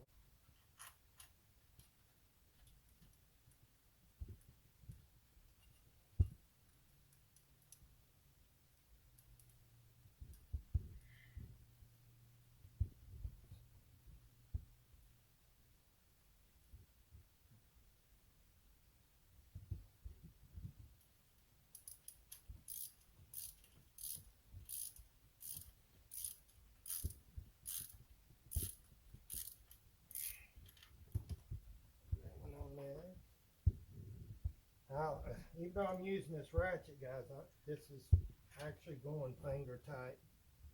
So I'm not putting no pressure on it yet.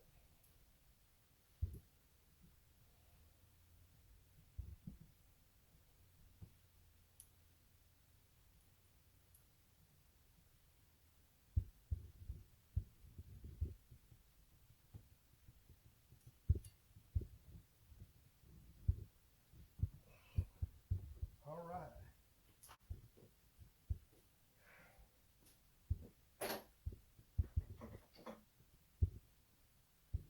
Our torque is 21 foot-pounds, and I'm going to do it in a cross pattern. It's always good to do the cross pattern deal. So 21 foot-pounds, and you know, I believe I'm going to start this torque out at about 12 foot-pounds, and then go to 21 the second ring. So let me set my torque wrench. We'll be right back. All right, guys, our first torque is going to be 12 foot-pounds.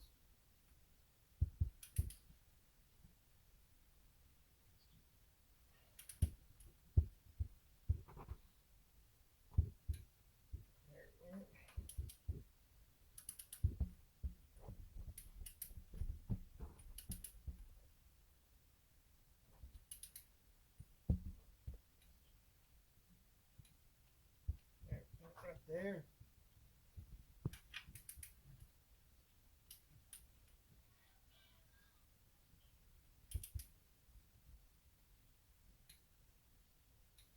Don't take much. Well, you can barely feel 12 foot-pounds. Yeah.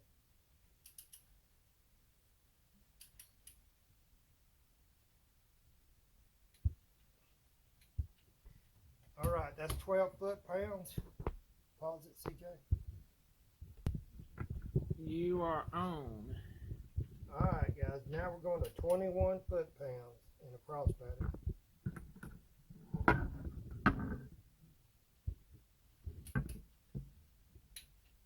21. Drop it in, just be on the safe side.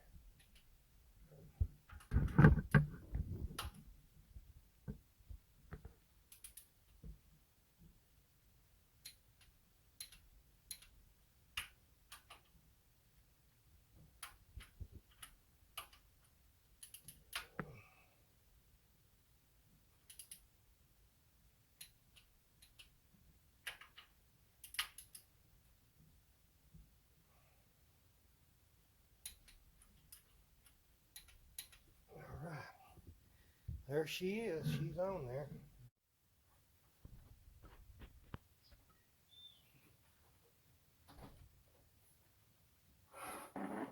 All right, everyone. What we're going to do is we're getting ready to put the gasket on this front timing chain cover. Before we do so, you see, I went ahead and painted it. You know, you don't have to do that if you don't want to, but it does cover most of the front of your engine. So if you want your engine to look good, go ahead and paint this. I painted with, as you can see, when we took this off, we didn't take the water pump off, okay? Because there was no need to. We just took off the bolts that were necessary to take the engine cover off. I also replaced the front seal on it, and I'm going to show you how we did that.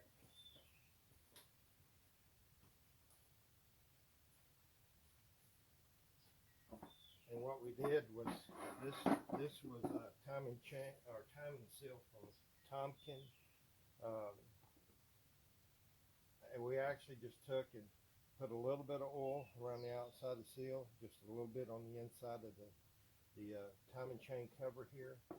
And for this one, we was basically able to push it down for the most part, and then for the final little bit, we just kind of took a socket, a big.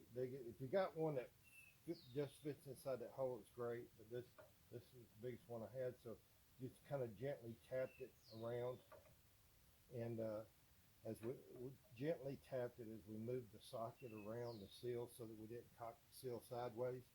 And on the inside, there is a lip right here on the timing chain cover that will catch the seal. So make sure you seat the seal all the way down. Really simple to do. It didn't take just a minute or two. Also, we went down inside this groove here. As you can see, there's a little bit of pitting here. I don't think it's really something to really worry about because these rubber gaskets like this are pretty forgiving. And so we've cleaned all down in here and ensured that we got all of our debris out. And you can use gunk. Gunk is good to use, or starting fluid, or anything that you can use to just kind of clean that out. Make sure there's no debris left down in there, and you should be good to go. Now, the seal itself, it should kind of press down in there and stay in place, because what happens is once this is mated up to the surface on the engine, this seal will flatten out. And that's why I say these things are pretty forgiving. No matter who you buy it from, they usually do pretty good. The biggest thing is just make sure that the seal is pressed down into place all the way down the way it should be. And don't try to force it. You know, it should press down into place with minimal effort, and these are the hardest parts right here, just making sure you get everything aligned around these holes here. And don't try not to pull and stretch on it. That's another big thing that people do. It should just basically lay right into place. And and just make sure you push it down evenly all the way around. Make sure make sure it goes in there, goes into the slot real good, and so that when you do put it on, it doesn't pinch itself as you're putting it on the block. And it's actually really nothing to it.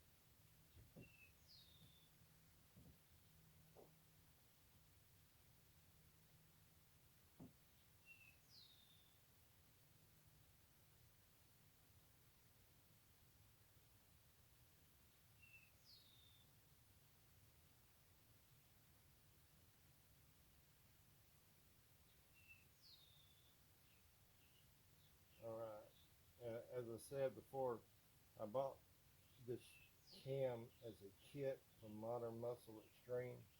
So all this comes in the kit here. And another good thing to do, kind of wet your finger and just run right up the seal, making sure it's all pressed into place equally. Keeping your thumb wet so it'll slide on the seal easily. But yeah, I bought this as a kit from Modern Muscle Extreme, and the first kit they sent me, it actually didn't have this gasket, didn't have a couple of the other intake gaskets and stuff that I needed. So I called them back and I said, look, I'm missing half the gaskets that's supposed to be with this kit. So they did a pretty good thing. Rather than trying to go through the kit and determine which gaskets I got and which ones I needed, they just said, we'll just send you a whole new kit. So they sent me a whole new kit, another set of head gaskets and all. So what I wound up with was a set of Mopar head gaskets and a set of Kinetic head gaskets. I've decided to go with the Mopar head gaskets here, and later on, if I put a set of performance heads on this car, I'll use those Kinetics. But that was good of them. Modern Muscle they made that mistake. They recovered very nicely from that mistake. Anytime I've called them, I've called them to ask any questions. They were right there to answer. The only thing is that I thought by ordering this cam kit through Modern Muscle Extreme, I was getting a Modern Muscle Extreme cam built by Modern Muscle. No, your cam is built by Cams. So they'll send you this kit and you won't have the cam when you first get your kit because it's being built by Cams. And in the days of this pandemic and stuff, there's going to be delays and stuff. So there was a little bit of a delay on me actually getting the cam, but I aggravated them enough and they sent it to me. They got on the ball with it. So anyway, we've got our timing chain cover ready to install, and so when we come back, we'll be installing this bad boy on the front of the engine.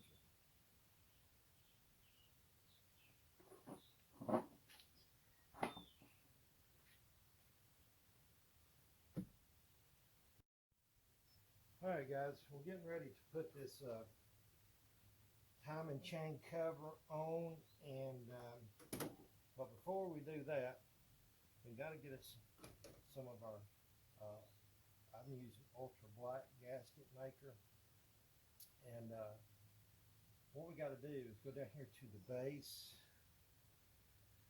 right here at our oil pan, and right down here at the front of the motor, at the edge. Let me see if I've got you. Yeah, you can see that.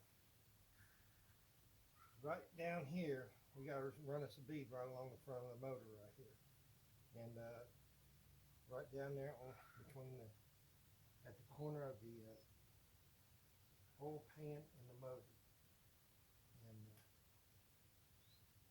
run us a nice little bead right there. This gasket maker, do it on both sides.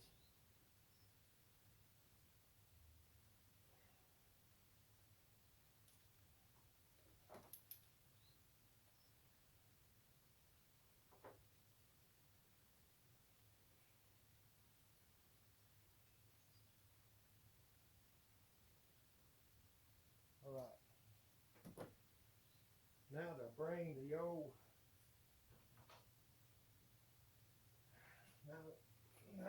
the old cover over here. First thing you got to do is make sure that you get everything out of your way before you bring this heavy cover over, like I didn't do. And okay, and situate this thing. Get us a bolt ready to go. Ready to go in the top slot there, and let's get it down there, see what we got going on here.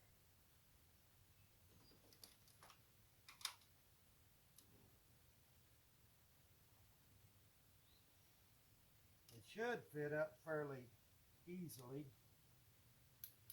but I'm going to make double and triple sure that it's matching up everywhere we need it to. And this light's going to have an issue again. And there we go. Make sure the seams, we don't have any open places. That's all back up against the motor. Looks good. And I'm going to stick a bolt in here. Now, if you look, I've marked all of these bolts with some white paint. Now, it doesn't matter. White fingernail polish, actually. I stole my wife's fingernail polish. Now, it doesn't matter because once I get this all bolted up, I'm going to touch those bolts up with some paint anyway. But the reason why I've done that is because, if you remember, we didn't take all the bolts out. We didn't take the water pump loose and stuff like that. And so I put the white paint on these bolts so I'll know which ones I've got to torque once I get them on there, and which ones I don't have to worry about. But we're going to continue on bolting these things up, going right down the edge. There's a couple of them that are different sizes. I'm going to be kind of keeping an eye on that and figuring out which ones go where. But other than that, it's just bolting it on, and when I come back, I'll be doing the torques on it.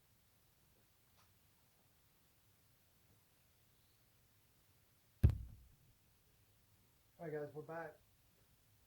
We are back. All right, guys. All right, we're going to start the torque on these bolts, and I'm going to kind of use a cross pattern. Like I said, this is why I marked the bolts that I took out. These rubber gaskets, they're pretty forgiving, so don't totally panic if you get something you miss where you're kind of lose what pattern, where you're at in your pattern. But I'm going to kind of use a cross pattern here, and they go to 20 foot-pounds on these front bolts right here.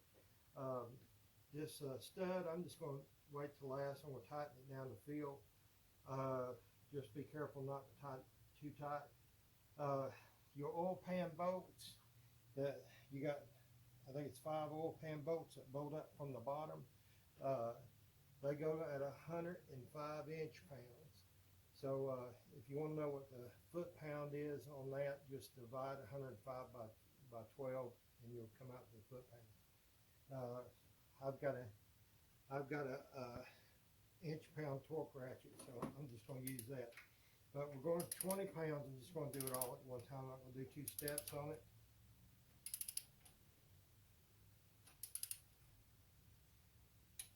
All right, there's 20 on that one.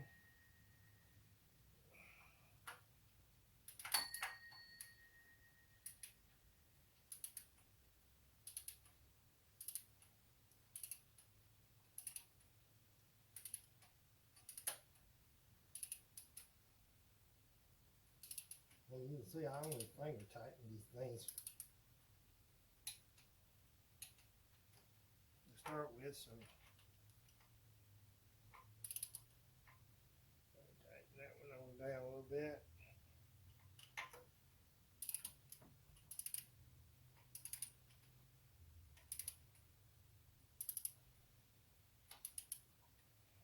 Thing is, you want to take your time. If something don't feel right, stop.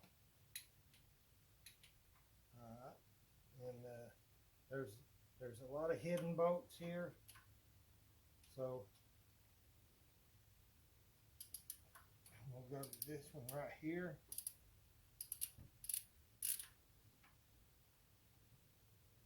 Then I'll go across to the other ones over there.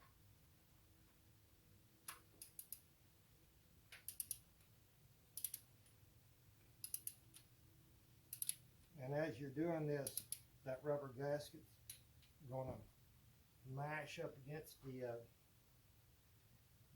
engine block. It's going to actually almost totally flatten out. And that's why, with it being a rubber gasket like that, these things are pretty forgiving.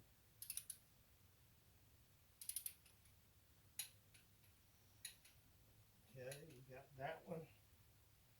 So, like I said, I'm doing pretty much a cross pattern here as much as possible.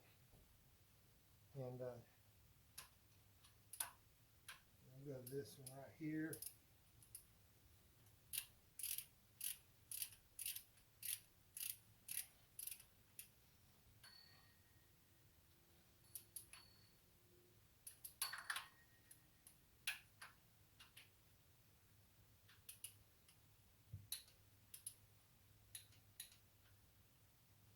And I go to the very bottom one over here, and my little step just went out from under me.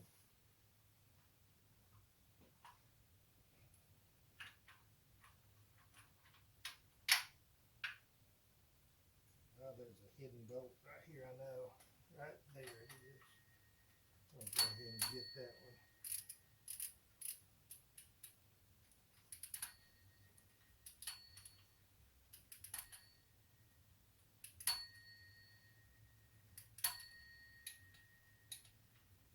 Alright. Now, over here on the other side.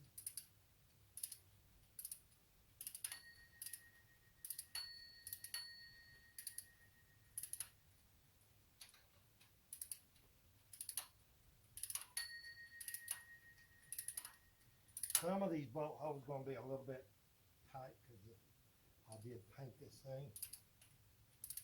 You just have to feel and make sure you don't have anything cross threaded. That's, there we go. Oh, and of course you got to drop your sockets. That's important. That's a must do. Let me retrieve that socket now.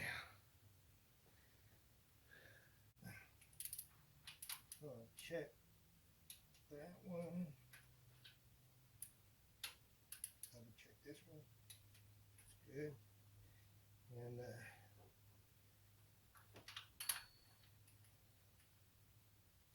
one.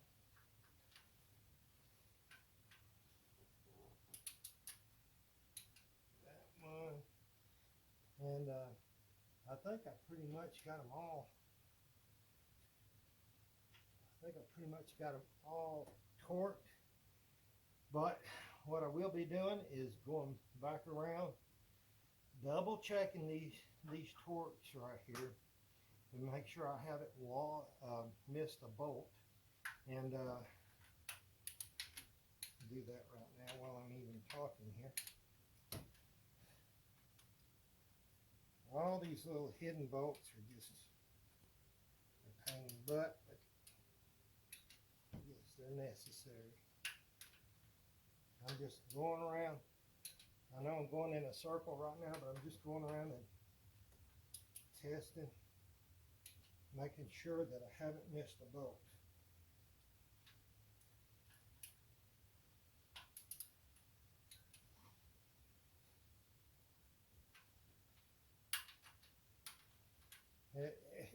It's just bad to have an oil leak because you missed a bolt.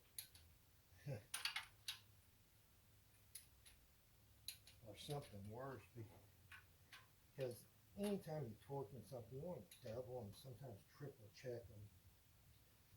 Triple check it. Drop the sockets and everything like I just did, and I'll be right back again. We have retrieved our socket. We've went around and double checked all of our torques. Remember, those torques are at 20 foot-pounds. The oil pan bolts that we're getting ready to put on, they torque on in 105 inch-pounds. Like I said, if you wanted to know what the foot-pounds is on that, just simply divide 105 by 12 and you'll come out with foot-pound. That'll give you the foot-pounds. I have an inch-pound torque wrench, so I'm going to use it. And once we get those bolts put on from the oil pan, we'll have this front cover put on.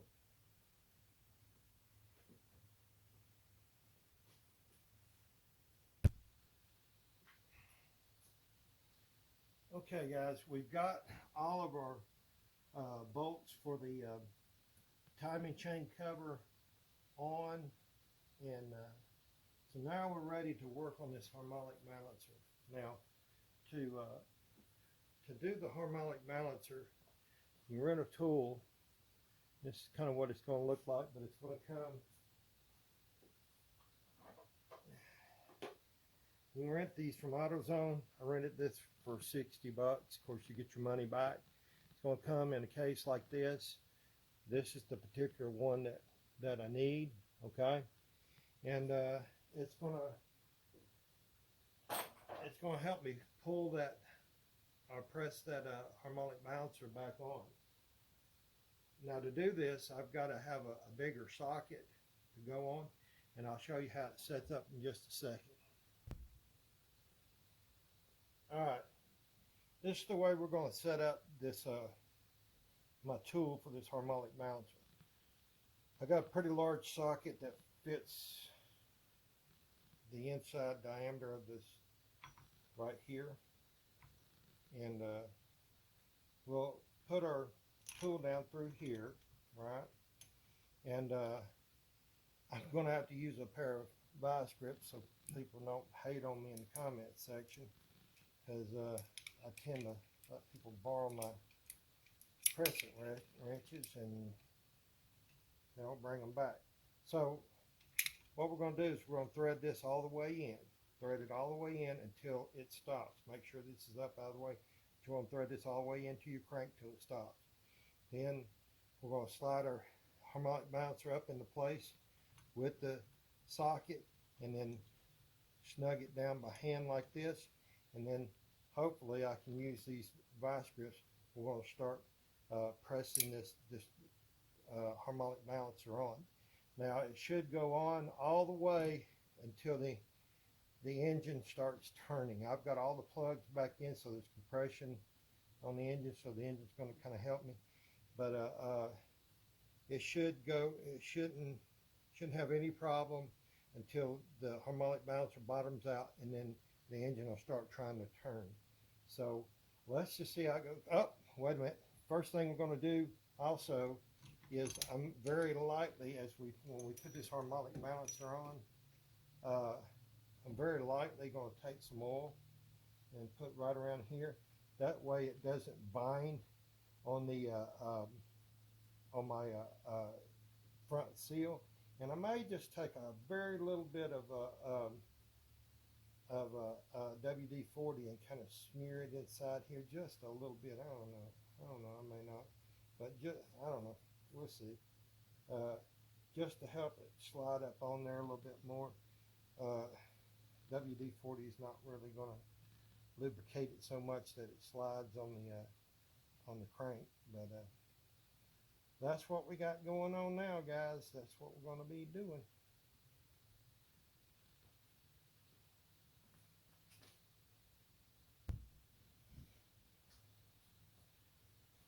Okay, all right, guys, we got everything fit up there, and we're starting to press it on, and it's looking like it's going pretty easily. I'll have to readjust my vice grips here. Ouch. And man, that light, boy, we're just having a freaking time here, me and this stupid light is. So the main thing is you want to make sure that this socket stays centered, and stays centered on the harmonic balancer. And if it don't, you can always kind of back the nut off here a little bit, recenter everything, tighten it back down.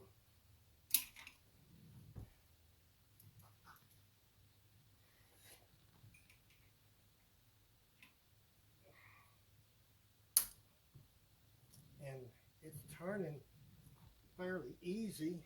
Well, now I got the bolt turning. If the bolt turns along with it, just get another wrench down on that bolt. You just hold it in place till you make a couple turns on the nut, and then it should hold itself in place like that. Well, not quite. It's still wanting to turn a little bit. That's okay.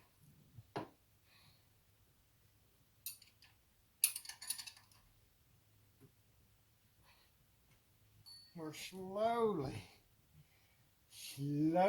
getting that pressed on there.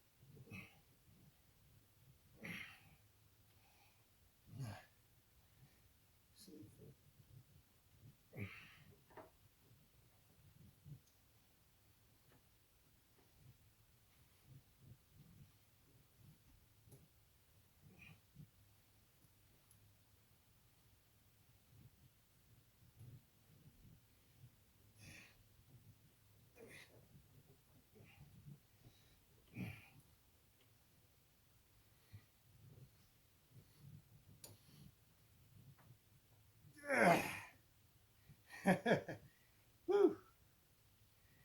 I think we about got it. I think it's now trying to turn the engine. Snug it down just a little bit more before I totally take this tail locks off here.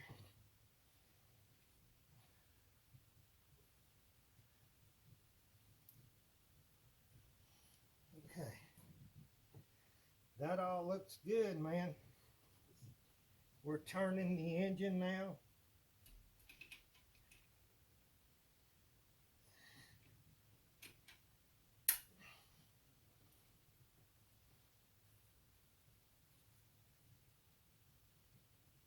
So that all looks like it's on there pretty good. Now we're going to take this bolt back off.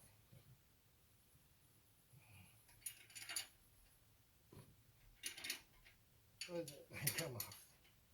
Somebody kill me.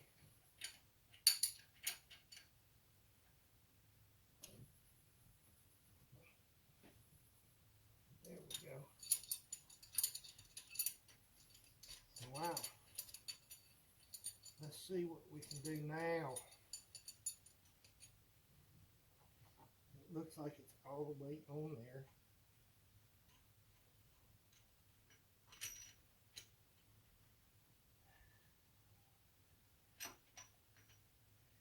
It looks good.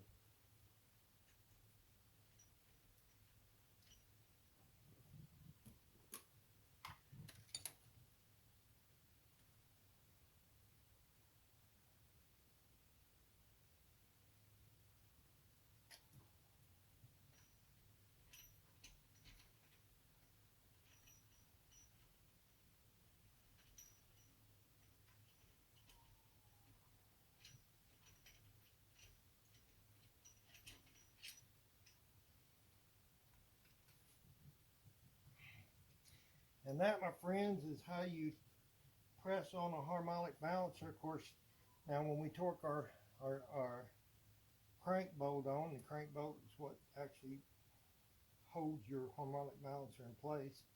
And so that's probably what we're going to be doing next. All right, guys, we are under the car so we can show how to torque that crank bolt or the harmonic balancer bolt. I'm showing you how you can stop the engine from turning while that bolt's being torqued. And let me tell you, you're probably going to need, unless you're a freaking Arnold Schwarzenegger, you're probably going to need 2 people to do this. One person to be under here holding this flywheel, and the other one to be up there torquing. The torque is 129 foot-pounds according to the Haynes manual. And what you want to do is you want to get a good sized screwdriver, and you see this little slot right here, this little slot right here. You're going to turn your screwdriver. Of course, my light, yes, me and this light's having problems. Turn your screwdriver in this manner, and you want to get up there and get on those teeth that's in the flywheel. Okay, and you see this sway bars right here. You want to push up and pull forward toward the front of the car with the screwdriver, and you're going to have to hold that thing pretty good while somebody torques it at 129 foot-pounds. I was apprehensive about this at first because I thought it might mess up a tooth on this flywheel, but it does not. That's what that slot is there for you to hold this thing, pull your screwdriver forward, push up, You can put your shoulder into it. We call it the CJ torque method. He put his shoulder into it while he was yeah, it has he put his shoulder into it to push up on the screwdriver while I torqued it at 129 foot-pounds. So there's a little panel here. There's a little panel that slides right up in here, and it's got one bolt that holds it on, okay? So all you have to do is take that bolt out, slide that panel out, and that'll give you access to the slot right here in your flywheel. And holding it just like I showed you, that's what worked for us. I'm sorry if the video is upside down or if it's whomper job, but I'm under the car, so maybe you can make heads or tails of this. But then I'll go up and show you how I torqued it up there. All right, guys. Now I want to show you how we torqued this crank bolt or harmonic balancer bolt up top. While CJ was under there holding that flywheel, I was up here with my torque wrench. I had to grab it like this, and then I put this hand right here in these slots with my feet spread wide, and I pulled for everything. It's 129 foot-pounds, and it clicked, and then we tested it, and we done it 3 times. We clicked the torque wrench 3 times. So it is doable, guys, without a special tool other than a torque wrench. And that's how we got it torqued on there. Come here, CJ. You give them a good look at it. And all right. That's how we got that thing torqued on there, 129 foot-pounds. CJ, watch out, buddy. And I will slide this down on there. And that put her on there. Looking real good. And we'll be putting everything else together here shortly. So stay tuned, guys. All right, guys, welcome back. And right now we're going to work on cleaning up this intake, and mainly cleaning the inside of it, blowing it out. And this is something that you need to do anytime you've had a cam failure, or even if you buy these things, these intakes used on the internet or junkyard or something. You need to at least wash these things out, and if you got an air compressor, blow them out, because any type of engine, any type of metal that goes into your engine can be sucked up into this intake. So it'd be terrible to spend all this money on the engine, have some metal in this intake that's going to drop down and cause you a lot of problems. So I have an air compressor over here. I've got my pressure washer. I've got some soap over here, and I got a scrub brush that I made from toilet brush that's just right to go up inside of these intake slots and stuff, and clean this out. But we're going to soap it up real good. You know, don't worry about getting water in this thing, because I'm going to blow it out anyway. So we'll go ahead and start with the pressure washer first thing on the outside here.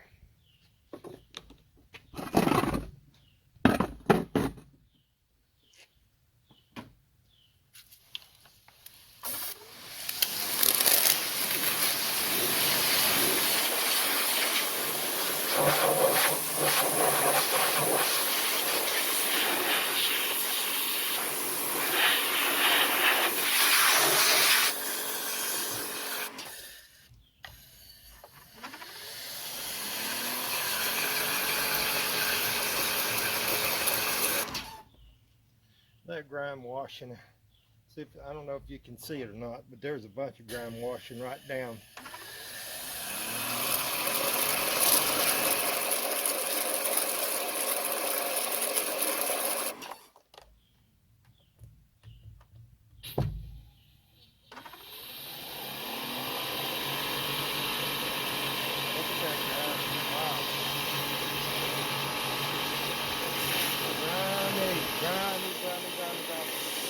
You know, it's in the pavement right here. All that stuff that flew out of there when I took the wand out.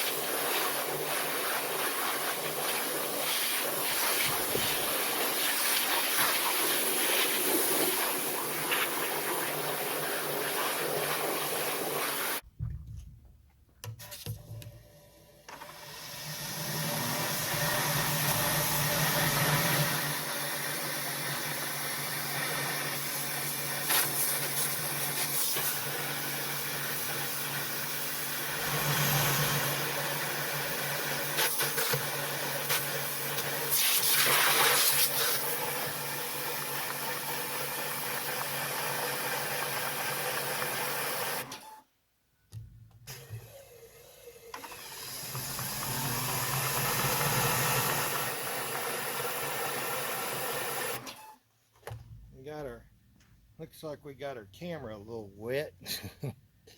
Let's see if we can't get that. I think that looks a little better. So I'm going to continue working with the pressure washer here.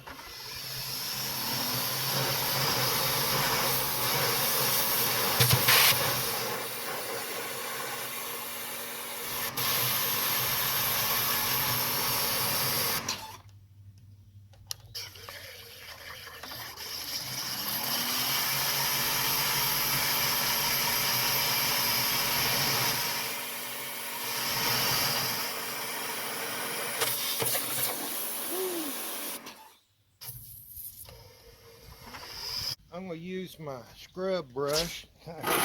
This is made from a toilet brush, guys. And, look at all that brown water come out of there.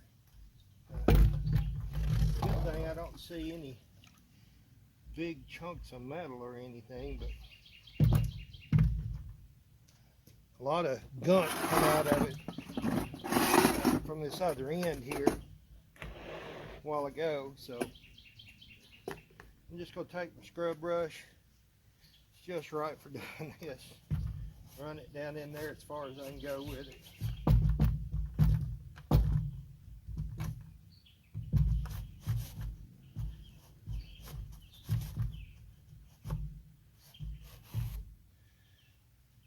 Maybe straighten it out a little bit more.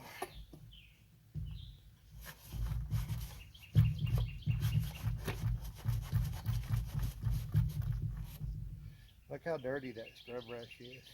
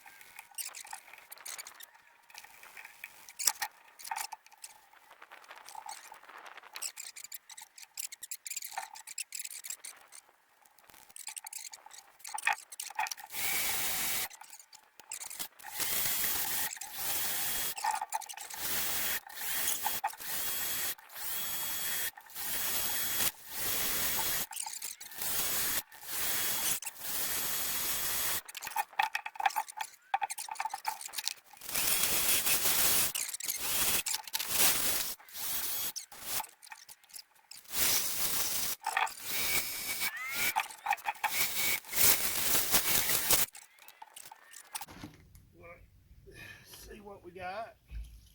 Water looks much cleaner, much cleaner. Much cleaner. And we'll set it up here, let it drain out for a second. And we'll go get the old air compressor and blow this thing out as good as we can.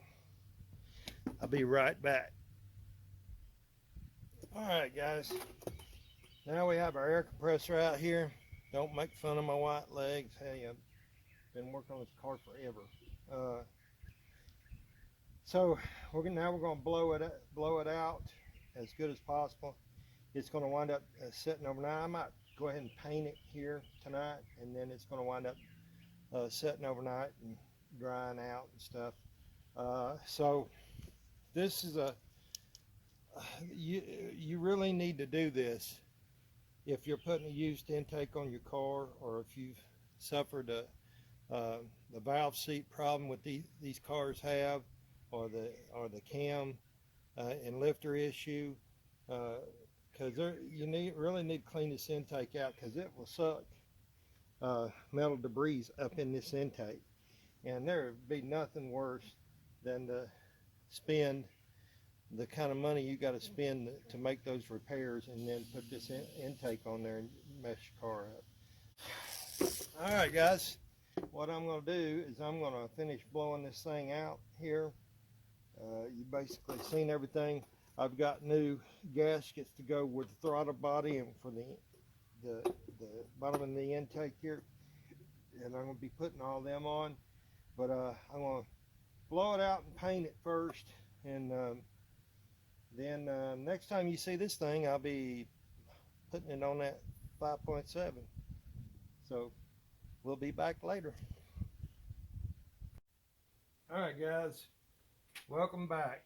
And what we're doing right now is we got our intake flipped upside down, and we're going to put our new gaskets on the intake. Now if you watched the video earlier, I really cleaned out this intake, really cleaned it out. Cleaned out these little galleys or ridges along here, or whatever you call them, not ridge, but grooves, yeah, all around here, grooves around my throttle body. So we're ready to start putting gaskets on. If you look, the gasket has a little tab right here, and it has a right here on the intake, there's a little groove right there. So your gasket goes right into that little groove. You can get over and see it, and you just kind of work it down. Make sure you press it all the way in. That's the most important thing. Get it all pressed in, because sometimes it'll want to poke out and stuff. And once you get that worked in, you can kind of lick your fingers and run your fingers around it. Make sure it's seated in there good, and then we can go to our actual head, or gaskets for a head intake. Just same thing. It's got a little groove right here. Gasket's got a tab on it, and you should really start with the tab first. That way you know you're not stretching the gasket, and work your way around like so. And you can get down there. See that one was sticking out. You just want to make sure you get all these little tabs pushed down there, and the gasket's locked in good, and you don't have any high spots. And we're going to do that 7 more times, guys. And same thing. No need in recording all of that. So when we come back, we'll be ready to set this intake on there. All right. Alright guys, we're going to set the intake manifold on here, and try to line it up as best as we can without my freaking yeah, we try to line it up as best as we can here. And let's see, let's get a bolt or two started right here. What am I? Something's holding me off here.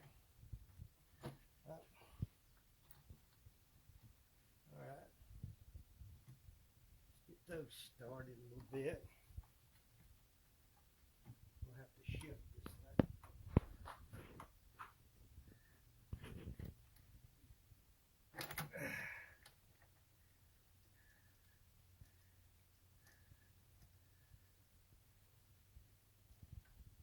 Got that one started. Want to get your 4 corner bolts really started good to make sure this intake's aligned on here. And don't snug everything down until you get every bolt started. And we'll go to the other side here, CJ. All right.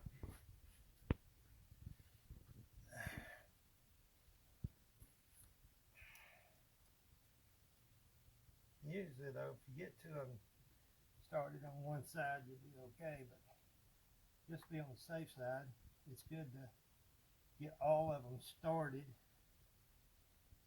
At the same time, look around, make sure you don't have any wires that's gotten up under your intake. And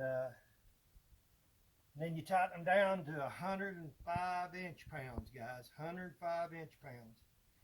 If you want to know what the foot-pounds is on that, divide it 105 by 12, and that'll give you the foot-pounds. But I'm going to use the inch-pounds because I have an inch-pound torque wrench.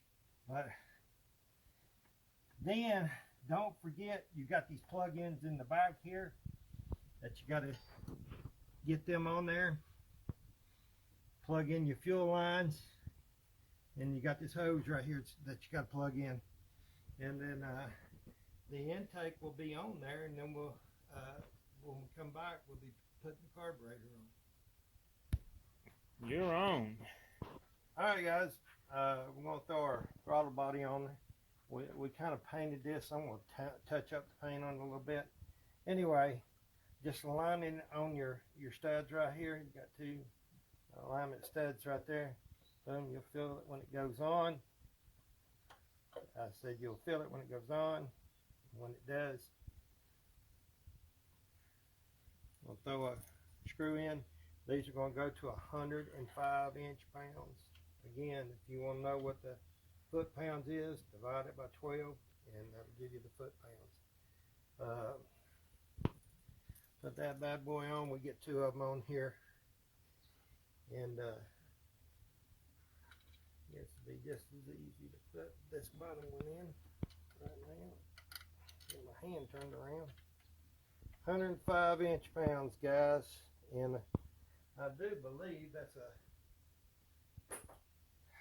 10 millimeter. I think that's what it is. What is that? Not 5/16 is what I've got, but whichever one works for you.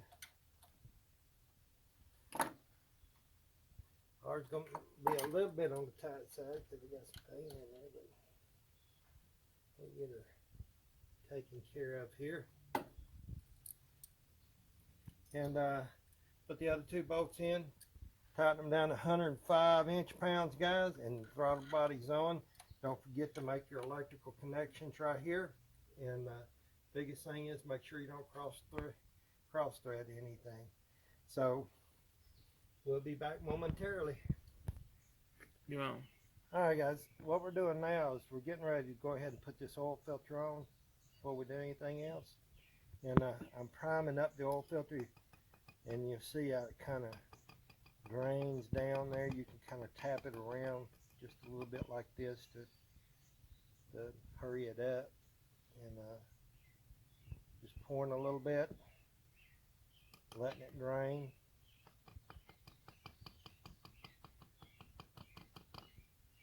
And that's what we're doing. Then we'll get up under there and put this bad boy on.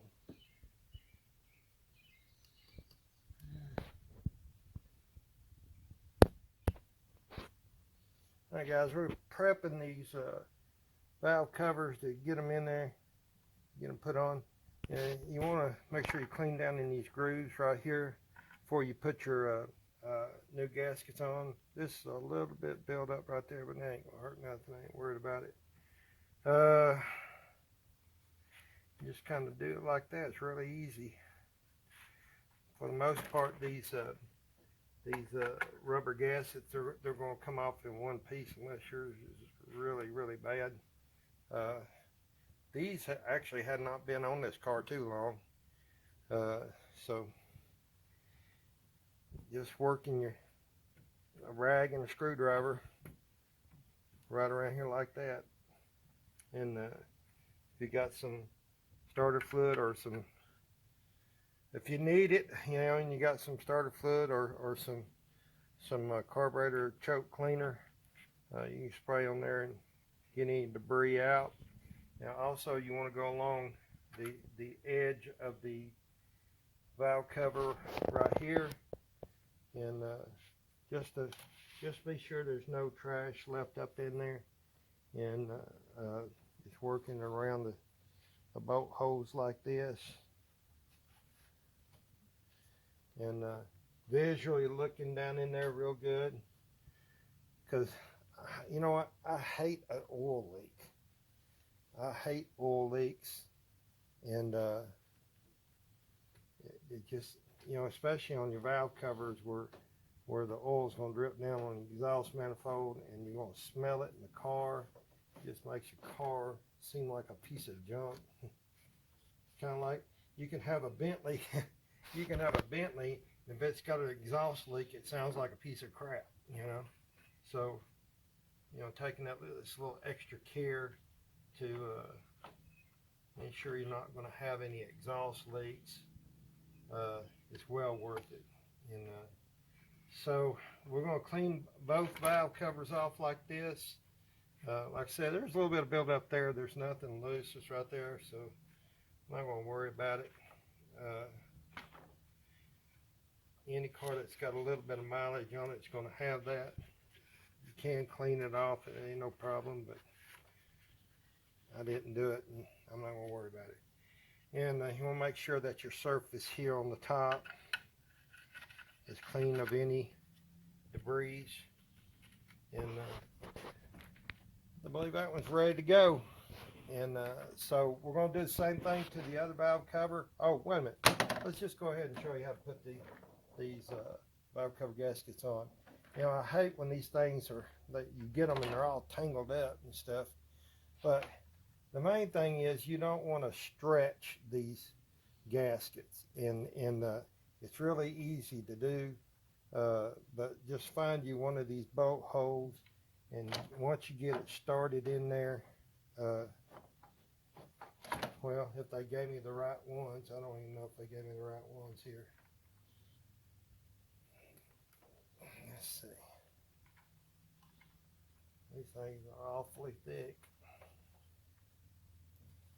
It's fine. Oh, there we go. Starting right there. All right. There we go. You just don't want to pull and stretch on these things. Just let them fall, basically kind of fall in and mash in just like that.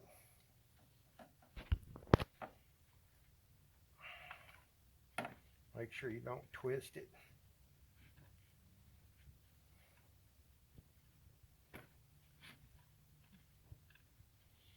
These little bolt holes right here can be kind of a booger to get that thing to slide down in there, but they actually help you kind of keep this gasket lined up. Kind of, what I'm gonna say anyway.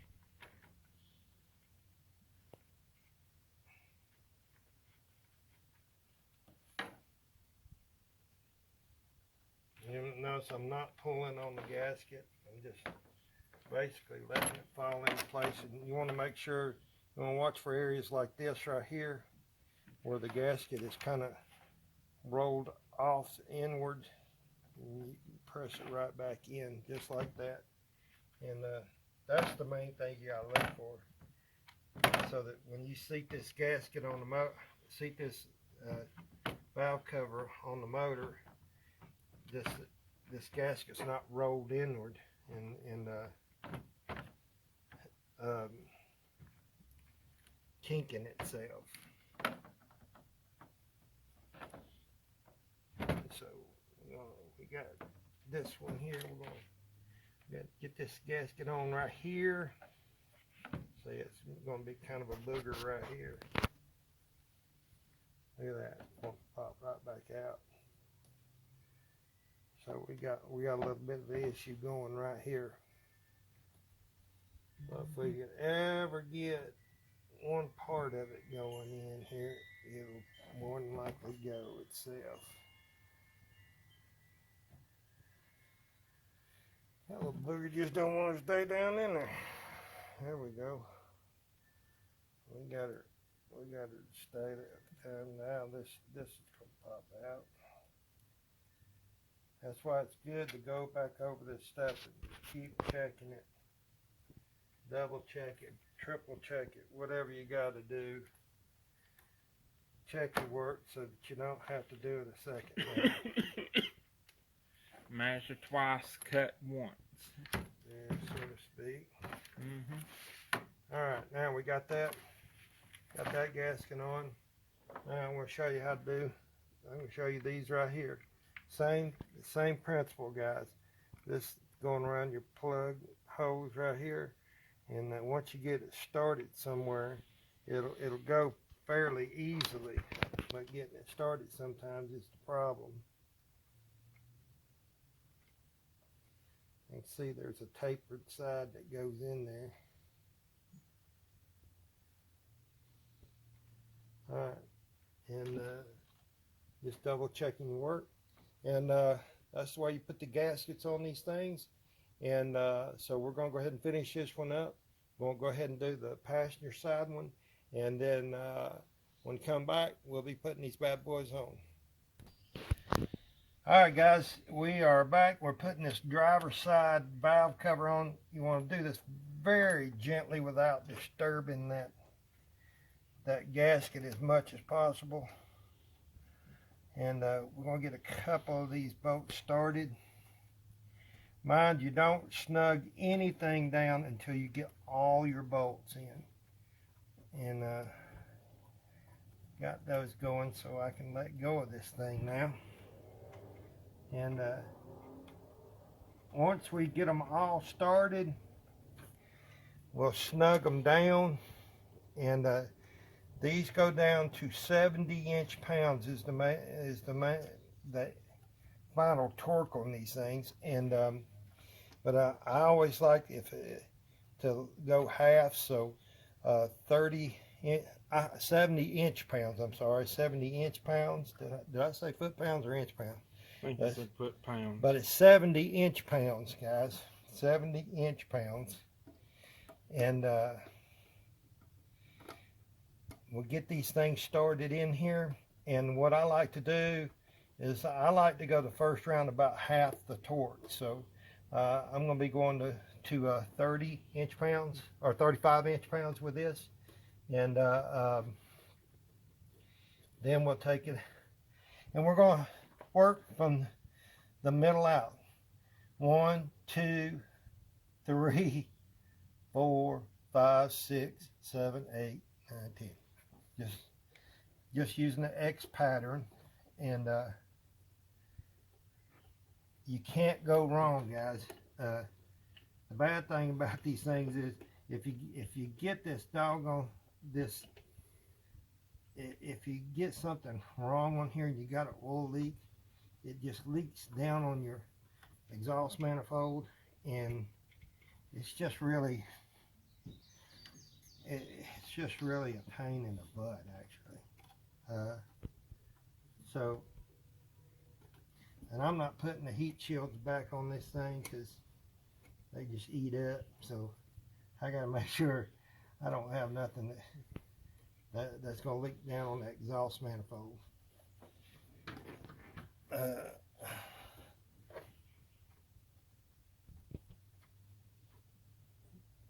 Alright, we got them all started, so I just got my little wrench here, and I'm just going to lightly tighten them down a little bit, just so I don't have to keep using my fingers.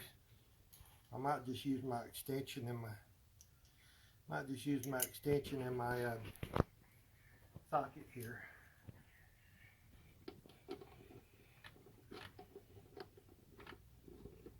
You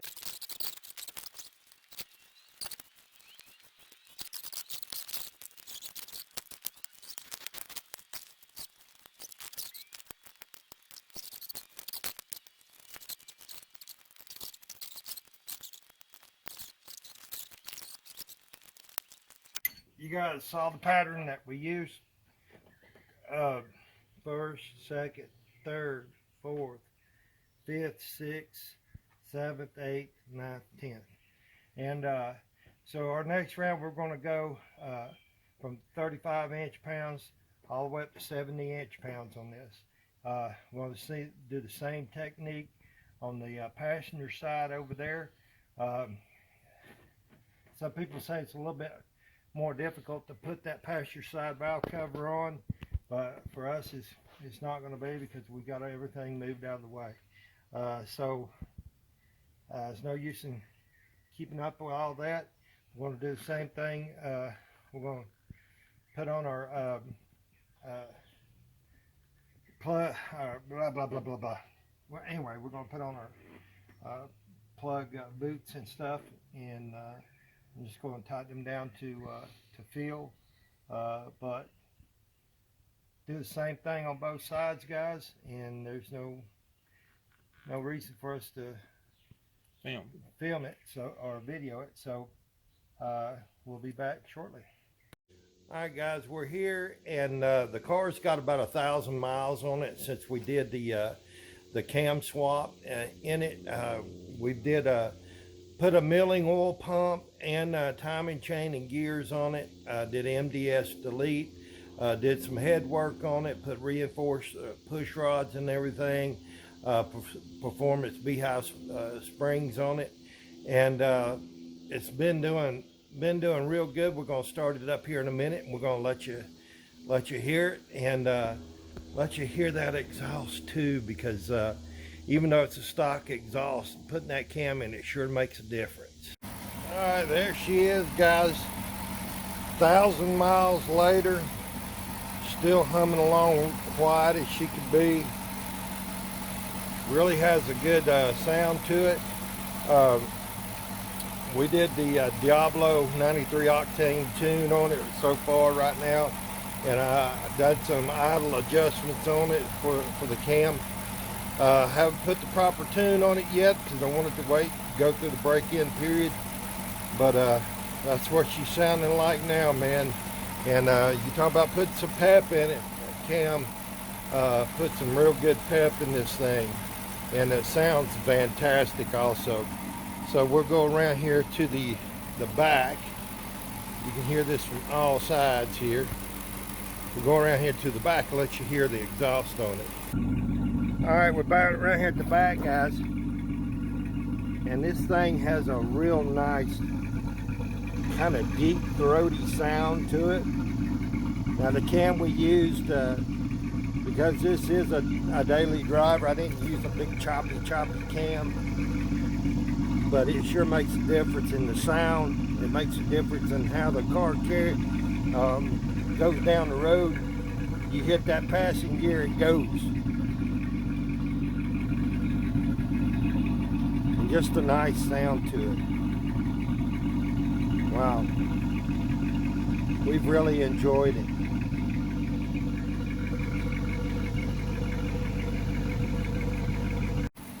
Everybody, thank you for watching the channel. Thank you for watching this series. That's going to conclude this series of the cam swap in the 2006 Dodge Charger. I love each and every one of you. I appreciate every one of you that watch the channel, that you know, hit that bell, hit that like button, subscribe to my channel. More subscribers, the more I can put out videos like this to help you out, and we'll also do review videos. But this has been a long video. It's gonna be a long video. It took a long time filming, and you know, when you film like this, when you're doing a project like this, it costs you to spend a lot more time doing the project, because you're doing the filming too, as well as the project. So guys, if this really helped you out, please hit that bell button. Please hit that subscribe, give me a like on it, so we can keep these videos coming to you. I love you. Appreciate it, guys. Bye.